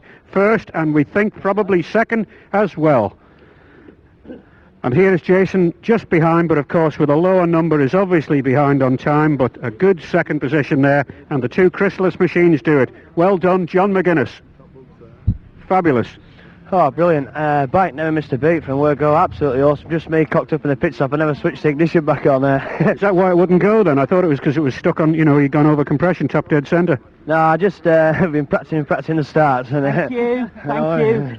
So that was just to sort of put a bit of spice in the race, was it? I never switched it on. That's the only drama in the race. But the two boys asked me over the winter if I would like to ride the bike, and everybody else agreed to foot the team and provided me with a winning bike, and the least I could do was bring it home at the front for the boys. Must be an extremely emotional moment for them. I say, you must feel it. You don't know whether you should celebrate or not. Oh, I think you might as well. I'm celebrating. This is AMDM bike, and this is fantastic. This is absolutely fantastic. These guys have been brilliant. We can't doubt their enthusiasm, their commitment. They've been absolutely excellent, and this has really helped. This is brilliant. Thank you, John. Okay, Jason, wonderful result, really. Yeah, brilliant result for the team. John had a fantastic ride. Obviously, there was no staying with him, so we had a good pit stop, and I tried to hang in with John, and he dragged me back onto John Barton, and that was it then. I suppose you thought, really, I don't know whether you spotted him struggling to restart, did you, as you set out from the pits? You must have thought then perhaps I'm on for it. Yeah, I seen they'd missed the first start, but obviously they were getting it ready to go again, so I just got the head down and tried to get going. So pleased with that. That win hasn't quite come yet, but having a good week. Yeah, good finish. Pleased with that. As I say, John was just far too quick on the day, so good result for the team to get both bikes home. And the two bikes stopping for fuel didn't make any difference. You were enough ahead to overcome the Ducati, which seemed a bit down on power today, only 106, whereas he did 112 on it last year. He might have been nursing it. Yeah, when I went back out of the pits, I could see John Barton up in front, and as I say, John McGuinness dragged me onto him again, and then I knew it was safe, really. Okay, well, you've got to ride again now, haven't you? Yeah, we're out on the General Guarantee Triumph this afternoon in the Junior, so we'll see how we go on that. What's it like? Your bike's, it's obviously in its early days, it's early in its development, so we're struggling a bit for power, but the chassis is working well, so maybe we could have done with a odd shower this afternoon, but I don't think we're going to get it. I think your father would say to you, this is a ride a bit like the way he used to ride the singles, and fantastic to finish second on it, especially a 1-2 for this emotionally led team. Yeah, fantastic result for the team. It couldn't have been any better. Okay, well worth doing, even if you don't get anything out of it other than satisfaction. That's right, it was great, yeah. Okay, thanks Jason, and to John, and somewhere is Johnny Barton, I should imagine. At the bottom end, I think. Let me just squeezed through between the two bikes, which have finished first and second. And John, it's not a win, but at least it's home for the first time. That's it, Jeff. I mean, after the practice week we've had with it, the boys have worked so hard getting it prepared and whatnot, so I'm just delighted it's finished for everyone. And yeah, back on the podium again. So we'll have to just come back again. Okay, but your lap times are well down on last year. Were you easing it off a bit to make sure it didn't blow? No, from the start it ran at 90 degrees, so we've still got a problem with the head, and consequently because of that it didn't pull the gear in, so it was just hard work. Yeah, what about your initial appraisal of the course? I know you were worried about the damp to Glen Helen first lap. Yeah, it was only really the first lap that was a problem. Unfortunately, we came into Ballacrane and there was someone off, which you know, it just put me off right through Glen Helen section. So I got off to a bit of a slow start, but second and third, fourth lap, it was fine through there really. But in fact, the tactic of going straight through now with those bikes being so much quicker wouldn't have quite worked anyway, would it? I mean, fair enough to try it, but there isn't enough time to be picked up with a non-stop run like there used to be at that speed you were going. No, it wasn't at the speed we were going today. If I could have done the times I was doing last year, 112s, then yes, it'll definitely win it. So we just have to get the bike. Okay, well, Bill Swallow, he tried the same thing, but he conked out at Ballagary. But it's nice to be in here. I think it's a good effort, really, because not the easiest of bikes to ride if you were in that difficulty. And you must have been looking at the temperature gauge thinking, is it going to overheat completely and seize? Yeah, I know. Every lap I just kept glancing down. It was anywhere between 90 and 100. Across the mountain it cooled back down to 90, but I was just fingers crossed. What should it be, 60 or 70 or something? Should be around 65, yeah. Okay, well, it's done well to hang together then. It's ironic, really, that it hangs together when it's overheating, and yet the other times it's gone when it was normal. I know, it's just our luck, isn't it? Maybe that's the trick. Okay, well done, boys. Those are the top three in the singles. Thanks, Jeff. Just continue then with the leaderboard for the ultra lightweight. We got down to the third place, number 4, Robert Dunlop, a lap in 21 minutes 11.5, 106.82. Race time 1 hour 25 minutes 8.0, 106.36. 21 seconds down on the second place man. And I think we're into gear for the Garlanding presentation. Joey there is chatting away with Harold Crooks, getting the scoop, but we want him up on the we've got 2 Garlanding ceremonies to perform, of course, because 2 separate races, and then the 600 junior this afternoon, of which a lot of these boys will be competing. So I think as the riders go across, we're ready now, and we can say, please greet the first 3 with the fanfare.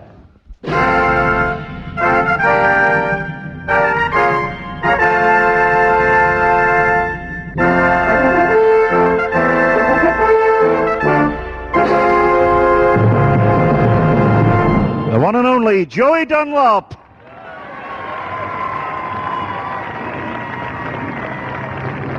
Runner-up once again, Dennis McCulloch. And third place for Robert Dunlop.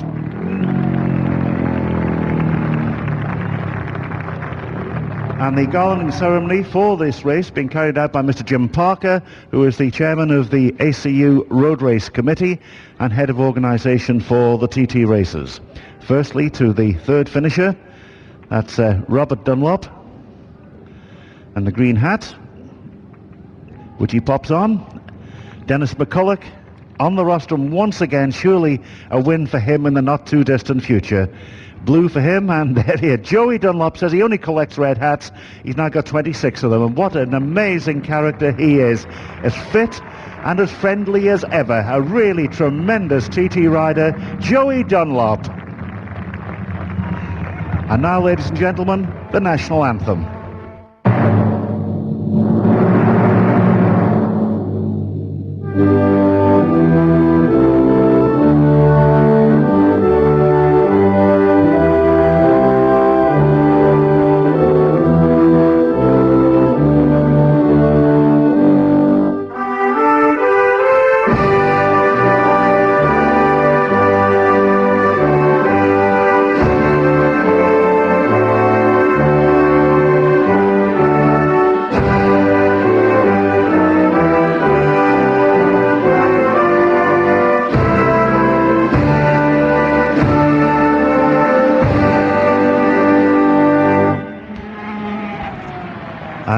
for the moment, the Champagne. Of course, a couple of the riders will be out in the 600 race, which is coming up shortly, to see who wins the Battle of the Champagne today. I reckon that's about Joey Dunlop's 96th start, his 26th win, and Jim Parker taking the advice of Don Ryder and moving down pretty quickly down the circular staircase. Is he going to head him? Yes, Jim has won.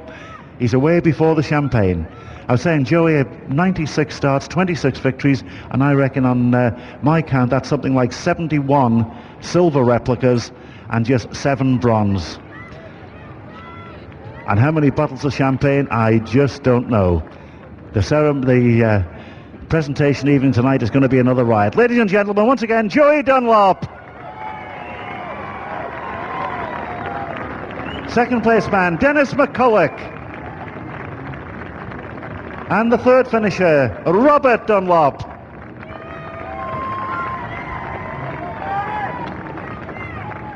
Yes, there's been books written about Joey, there's been articles written about Joey, I think every word you could imagine, but he just doesn't change. He is an absolutely fantastic man and one of the friendliest riders, always stops to chat to the fans, and he's just, as we say, a legend in his own lifetime.